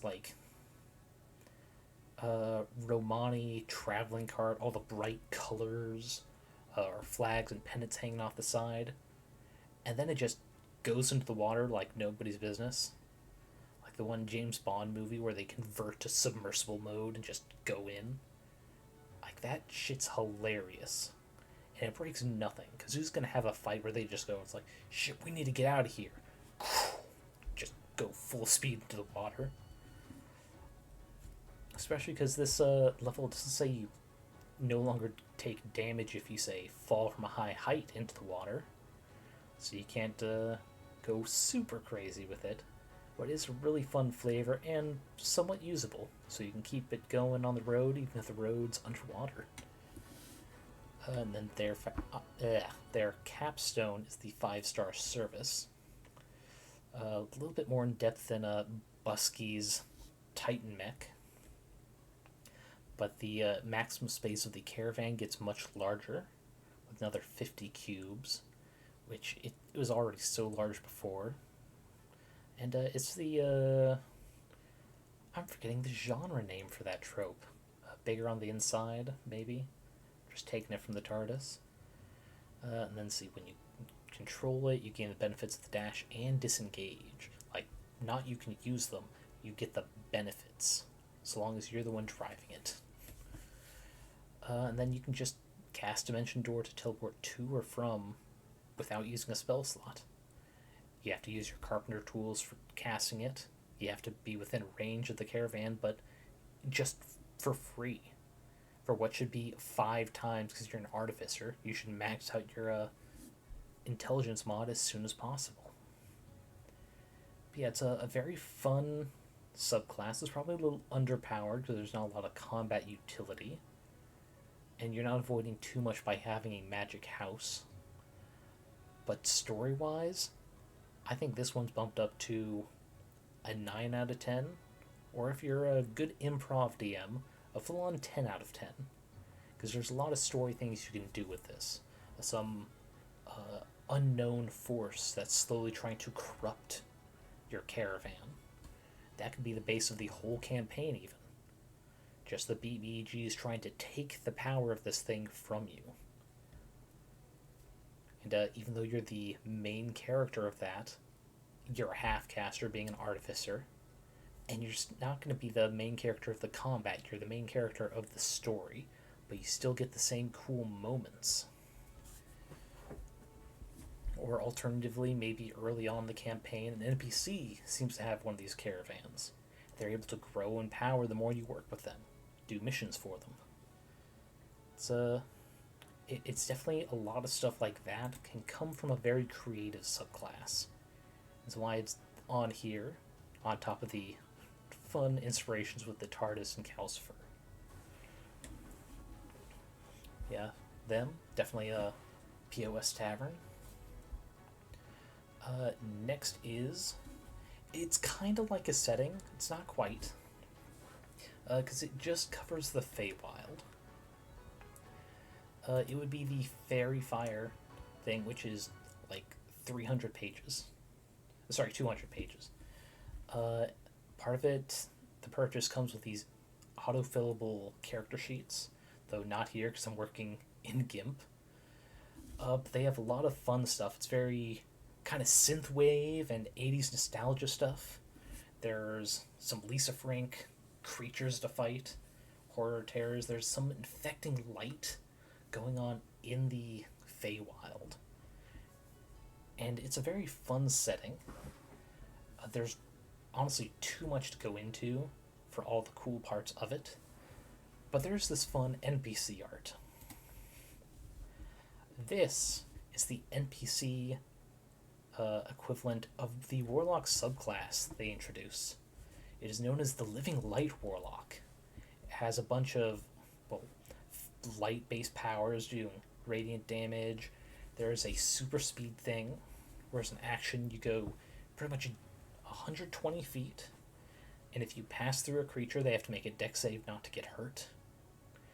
And just look at this style here. No one would walk down the street in this nowadays, but the fishnet crop top, the leotard underneath, but also fishnet socks with sneakers. It's like this style, just in the Feywild, can work for almost any setting. Just this vibe and nostalgia for the players to meta enjoy, but the characters to just discover for the first time. It's like their backstories, their parents died in the plague, or they've lived through wars, and then this raver comes in with their warlock patron of sentient light infecting the Feywild. There's a lot of fun ways to take it. Let's see. So yeah, I think it's definitely a good thing. Let's see. Here it is, Astrolago Press. They do this, and they also have a homebrew where it adds some crafting mechanics for magic items, as well as some alternative effects to give them. They're definitely a very good, I don't want to say company, because they really only have these two, but they put a lot of heart and soul into their work. So I say it's definitely worth checking them out, see if it's something to spice up your campaign with. Especially because, similar to Baraka's extra flavor that no one expected her to do, all these extra interactable sheets that'll auto-update. I mean, it fits the vibe, but it's also something that's just fun as a player. To not have to rely on Roll20. But yeah, seeing as it's setting, I'm not going to really rate it, because it does depend on the vibes your DM is okay with doing. But like I said, definitely check them out. See if there's any little bits and pieces, subclasses you want to steal. And then before going into Girl by Moonlight, there's one 5e subclass that I feel ties into it very well. Path of the Celestial Idol, a barbarian subclass that makes you a magical girl. Courtesy of one Reddit user, smetchii, which is 2 eyes. They only seem to have a Reddit, no Patreon or other Ko-fi donations. But the work they put into this is very fun as well. It is really cute. This is, between this and the Veil Strider you made, is how I decided I was going to make a fandom-inspired theme. It's like, I want to show these two off, because they're very fun, very creative, the sort of things that might influence a campaign's lore just a little bit. And also, who thinks of Barbarian for Magical Girl? And yet, it works. See, for instance, the Aspects of Glamour, the ribbon ability where your body takes on cosmic features. Maybe your skin sparkles slightly, clothes never get dirty, or your hair floats as if underwater, like this. Giving you prestidigitation, minor illusion, and you can just speak celestial, because why not? But for the Barbarian Rage, you get the lunar form, where you get the full transformation sequence of light, sparkles and celestial glow, and your weapons and clothes change to more closely embody your older, truer, and cuter form. It's definitely a trans girl power if you want to play it like that. Just a rapid body change, or, big buff orc girl that stays big and buff, but just has a lot more frills. It's like both are very fun vibes to play with, especially if you don't tell the DM that's what it's changing into. But yeah, with this lunar form, you get an attack action for a moon beam. Full on Sailor Moon, very towing the edge of homage versus an Easter egg. But you get a ranged spell attack as a barbarian. Great. I've always hated that the Barbarian Rage is kind of limited to melee, especially because you can't even concentrate on a spell if you try to, take the magic touched feat or any of the fey touched kind of feats. Let's see, when you make melee attack, you get to use charisma instead of strength or dexterity. That I wouldn't recommend. Barbarians already kind of need strength, con, and dexterity a bit, at least if you're going for unarmored defense. So trying to also balance charisma in there is, it gets a little bit mad. But if you want more of a face type of barbarian, it does reward you for, actually putting some points into charisma. Let's see, one thing should be said is this didn't mention the spellcasting ability for the aspects of glamour trap. That is true. It is a proper form, even when it doesn't need a save, typically, to have it on spells gained in a subclass. I would assume it's supposed to be charisma, and maybe they just blanked on that. But that is important for people who's trying to look past the minor illusion. Yeah, thank you for the call out on that, Baraka. Let's see. Alright, you can maintain your rage of the lunar form by just being captivating. So, that does kind of imply that you don't have to deal damage. Let's see. Footnote 3. DM may determine what constitutes actively captivating. So, definitely a good reason to work with your DM on this subclass. Figure out where they rule captivating to be. And then going up to the 6th level Ethereal Dance. While raging, you gain a fly speed of 30 feet. Additionally, as a bonus action, you can do an inspirational performance. Another thing I would not expect in a barbarian, to kind of low-key be a bard. But it helps with the kind of niche that seems to be peeling out. Being able to do stuff at range with the moonbeam. Being able to support your friends who are a bit more melee. And also to do some healing light. Not too much, but you don't have spell slots to use, so 1d6 plus charisma modifier, not bad. And then additionally, something that not a lot of classes or subclasses I see in homebrewery point out is what happens if you fall. You get a fly speed, do you also get a hover? But no, this one says if you fall, you only fall 5 feet per round. Much slower than, feather fall, for sure. But it also gives you the choice to just not do that.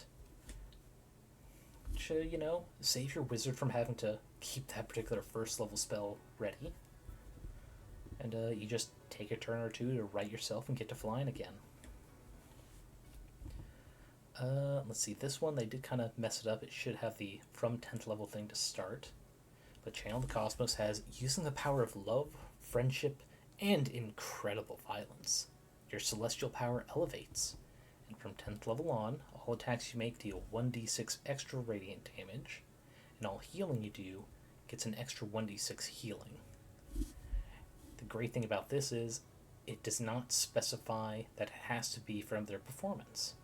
So if you do decide to take one of the feats that gives spells, like Cure Wounds, those get a little bit stronger as well. Though I assume the DM did not mean healing potions that you force feed into a friend's mouth. Get that extra d6. That would definitely be a bit much. Funny, but a bit much. Finally, the capstone for this subclass is the Eternal Superstar. At 14th level, you fully embrace the cosmic entity that resides inside you, emboldening those around you. When you enter your rage, all allies within 30 feet gain temporary hit points equal to your charisma modifier, and have advantage on the first attack roll, ability check, or saving throw they make in this combat. A short-term aura effect. So, if you're new to homebrewing, there's nothing wrong with stealing things from other classes. So long as it fits the theme, and it's not too powerful, it's fine. Because, this subclass, no one is expecting it to be a big damage-dealing barbarian. So you gotta make up for it with support. You got your range attack, you got your mini inspiration healing, you've got your actual inspiration and aura effect, but it still comes out as a good barbarian subclass. And it leads very well into the non-Wizards of the Coast, non-D&D system. The Rocket noticed earlier when I used it as just a filler on the screen. Girl by Moonlight. The first setting in this system is like that barbarian subclass. It is Sailor Moon. It is the magical girl story. It's a very roleplay heavy system. Not to say that there aren't dice, but it is built around people who are coming to tell a story, to act as their characters to some degree, which is something that 5e really isn't made for, to be honest. Yeah, Enigma does kind of feel like Spider-Man. It's maybe not the best one, because her power is supposed to be the people in your team don't really know who you are, and potentially see you as a rival, or perhaps a competitor. Like the early appearances of Tuxedo Mask in the Sailor Moon show. He didn't really feel like an ally, but he also wasn't the straight-up enemy as some of the other things they faced. But the system itself feels very solid. And even the free preview has, I think, 50 or 60 pages to look through, see if it's the sort of system you and your players can get into. But instead of the classes like D&D has, it's 13 total, I believe, what you have are these 7, and they're all just archetypes. Like the one we just showed, the Enigma is a mysterious ally and dramatic hero. Guardians are all about being protective, healing. Harmony is kind of like the romantic, 2 voices speaking as one, a beacon of hope for the party. There's the Outsider, a renegade with a troubled past and something to prove. This would be like the really angry girl trope in the magical girl the team members. The Stranger, cold and distant luminary. The foreign exchange student. Just a foreigner coming to visit whatever setting as a fellow student, as a recent hire at a company. It's people who are just kind of culturally different. So maybe there's some language barriers or cultural barriers. The Time Traveler, whether they are the secretive oracle or dedicated friend, they're trying to prevent or change something that is happening. And then the Unlikely Hero, the unproven prospect and heartfelt companion, typically the main character of the magical girl shows. The ones who don't seem to be as used to their powers or still growing into it. Or probably the best example for modern times, Steven Universe is the unlikely hero, finding out his abilities over time. The unlikely hero doesn't really have a whole lot of original things, but as soon as the right story beat triggers, they get to choose from what all of their companions have access to. They kind of like a custom build what their archetype is all about. These are the power of friendship, and also this gun I found. And as such, they make a very fun team. But even if you only have a 3 or 4 person party, they still have options so no one has to double up, which is always good in a story. Let's see, so the only pages I really have for examples are the Enigma, because it's the only one they really go into. The part of what you building are just their mundane side, who they are in their everyday, and their true name, their heroic persona. Because there tends to be like a big shift, which is why maybe they don't know who they... Sorry, the teammates don't know who they are behind the mask, but they know they're not outright against them. Part of building onto it is a promise you make with the other members of the team, the other players. A secretive one, and a more intimate, not necessarily romantic, but close details. I mean, I'm sure everyone has a close childhood friend they gave a important secret. Even if in adulthood they look back and go, oh, that was nothing. Having a crush on so-and-so 2 grades ahead of me, that was nothing, and it's nothing now. But so long as it's something that both people would treasure the trust in, would fit. And then here it has what happens when you eclipse. So the way this system works, there's no health, per se. You're heroes. You don't just die like that. It's a long, drawn-out process. What they have instead is stress. If you get too much stress, don't get a chance to get rid of it, your character eclipses. And for the Enigma, being built around secrets and multiple personas, who you really are clearly isn't enough. Only the mask is worthy of their love. You reject all aspects of your everyday self and embrace the most superficial aspects of your persona. Give them what you know they want. Effortless beauty and extravagant drama. To get out of the eclipse mode, for the Enigma at least, someone shows you the truth of their own heart, and you reveal your identity to them. And part of that roleplay moment, they add a promise about keeping your secret, your persona. That is the only way out of the eclipse form, for the Enigma at least. If you fail to escape the eclipse form, that full meter of stress you had starts counting down. Moments that you normally get stress, remove it instead. But likewise, moments that should be removing stress, give it back. And that's because when you're in eclipse mode and all of your stress reaches 0, your character is over.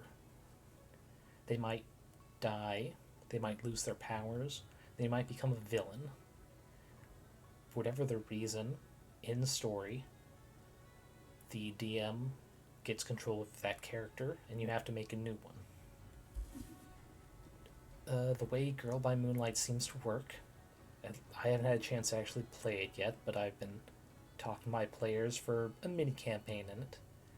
It's pretty much recreating the feel of the plot of an anime. The overall campaign would be like a season of the show, which with each session being different episodes leading up to the overall arc. And so this whole eclipse thing going, building up your stress, and eventually getting rid of it, kind of depicts the overall character arc they're going through. And it can lead to the big emotional moments for great RP, but if none of the other players get the chance to save you, the tear-jerking send-off of that character no longer being on the hero's side. It's the mechanics like that I think 5e can't really do too well. They can try, but most of the good mechanics that reflect it are homebrewed. They're table specific. It's not something the 5e system is really built for. It started as a war game, after all. And they've been edging closer and closer to more roleplay friendly mechanics, it's no longer the end all be all system. It can't do everything, and that's okay. I mean, do you expect a pickup with 4-wheel drive to do well in a drag race? It can haul material great from Home Depot, but sometimes you need the fuel efficiency of a compact. And as such, you should treat your role playing systems the same. If 5e isn't getting the kind of story you want out of it, there's nothing wrong with branching out, even for a short time. And that's why I have Girl by Moonlight here. It's if you want an anime-like, emotional-driven story, this system is built around that. This is true. I'm so glad you're expanding on the amount of TTRPGs out there with Grinds a show on Fridays. Absolutely. It's one of the big reasons I'd love to support Grinds live, if it weren't for Friday being the best night for my game as well. But sadly, it is what needs to happen sometimes with systems. If nothing else, little asides with a different system can help you appreciate your core system that you play with your group. Sometimes you need to mix it up, you know? Not every game night can have Monopoly. Try some Uno for a bit, you know?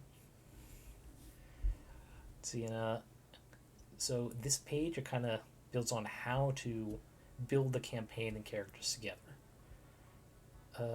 This is stuff you can do in game.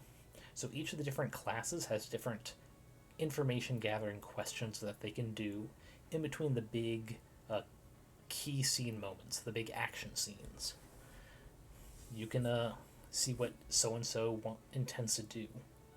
Check out who's keeping secrets, being shifty. Vulnerability, and it kind of builds on the enigma has a secret of their own, so they're kind of suspicious of other people with secrets. And the starting actions they get to build off of are express and conceal. There are a total of 9 skills, 3 different categories, which I think are Star, Sun, and Moon. But it's pretty much when you level up, you can add some more proficiency, either stuff you are good at, or other actions you need to be good at. And of course, the special ability. When you go the full-on transformation mode, what Enigma gets is Behind the Mask. The transcendent and mundane selves lead separate lives, and no one knows that they are the same person. Your transcendent self wears a mask. Describe it. And it's all these questions like build up, how do you make your character? This kind of game is built on making the system together, everyone answering the questions in tandem or coming up with a few ideas and voting. It's not quite set in stone like a lot of the for print settings are for D&D. Yeah, collaborative storytelling, that's the word. Thank you. And, you know, I think that just really scratches the itch of a lot of people. I mean, how many centuries have humans been doing that? Telling stories around fire, giving suggestions, or maybe like going around the table and everyone doing a different voice or reimagining of what the villain says. The mustache twirling villain with top hat, mwahaha, tying maidens to train tracks. Goes back to pretty much as long as humanity has been human. And a system like this, I think, really just scratches that itch. Let's see, what else did I get for the Enigma? The other abilities. I didn't really get enough stuff for the actual system to talk about it. So I think we'll go to... Here are the actual setting. The magical girl setting is known as At the Brink of the Abyss. And these are the questions you and your table go over. What is in the abyss? What is the big threat? What is its agenda? What's its goals? What is it trying to do to people? The Harbingers are the kind of leaders. Are they the interstellar invaders? Travelers from a cursed future? Petty gods? Forces general? It kind of gives suggestions for people who aren't great with just getting asked a question and expect to give an answer. Get some inspiration for the improv. Oh yeah, the Canterbury Tales. There's actually a good little indie game where you kind of play through a choose your own adventure of that. It's like, yeah, people have always told stories together. And I think it's only in the recent, couple hundred years where people have gone more just expect the author or the storyteller to take the brunt of that work. Yeah, I think it's actually just called Canterbury Tales. So I'll look it up and message you later, but it is a fun thing to play through, though it is all text. Yeah, a game system like this allows your group to take part in that classic human tradition of making the story together, agreeing and understanding even if your characters don't know. Like, what is being held sacred? Is it the organizations? Is it getting achievements? Are they trying to maintain their privilege or power? Then profane, what is hated, hidden away. A lot of these ties into the overall theme of this system. It draws a lot from the hardships of the queer community, hiding parts of yourself away, not being completely honest with everyone because who knows if they're the secret threats who are trying to bring everything down or maintain their power and control. And they've actually come out and said that is part of what inspired this system.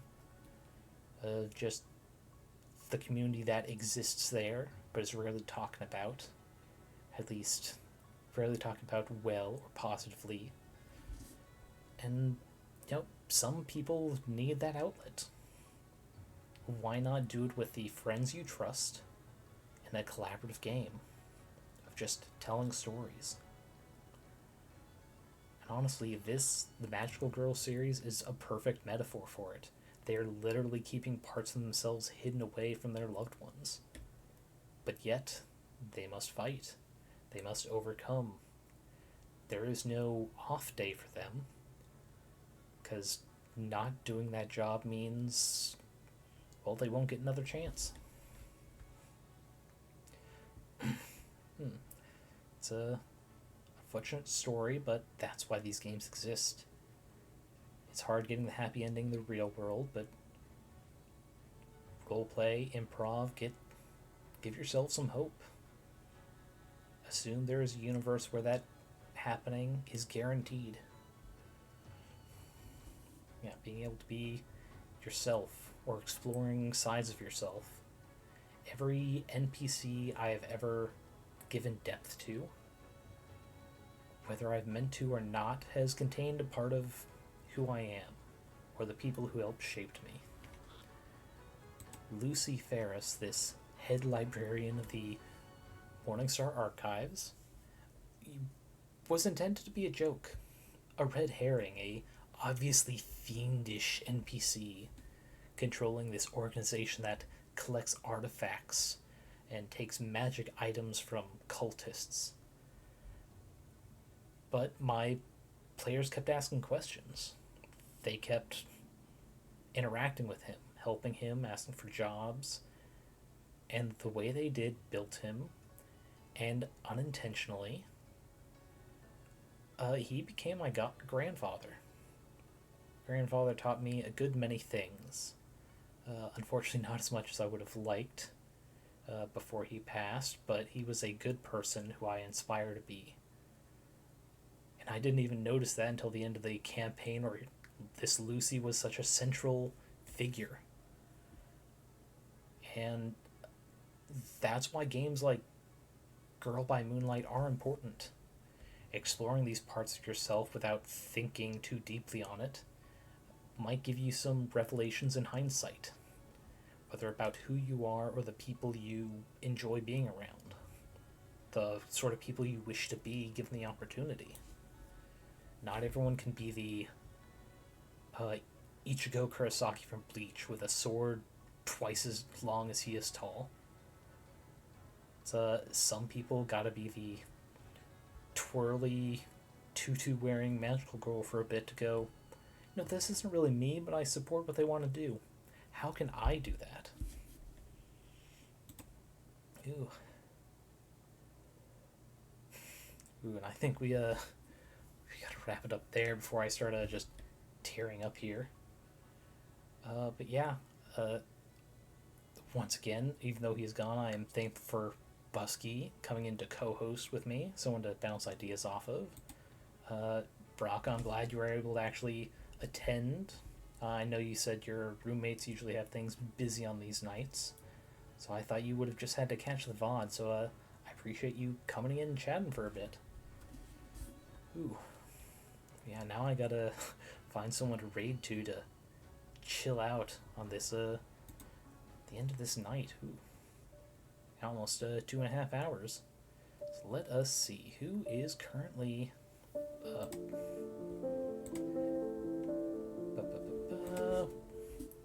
Let's see. You know what? We've got Kaya's on, and she's playing Tunic, which looks like a fun game. So, you know, why not? Let's raid over here. But yeah, once again, thank you everyone for joining me. If you're watching the VOD, thank you for checking out these wonderful creators. Stop by if any interest you, and you know, tip them a couple of dollars. Keep them creating. But until next time, stay safe, sleep well, and drink your water.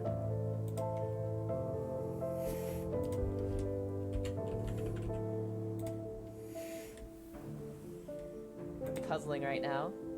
Wham, wham, wham, wham. Okay. No! I'm frothing at the mouth right now. Hang in there, Dentachito. I appreciate you so much for staying frothing instead of giving in to your baser urges. Hello.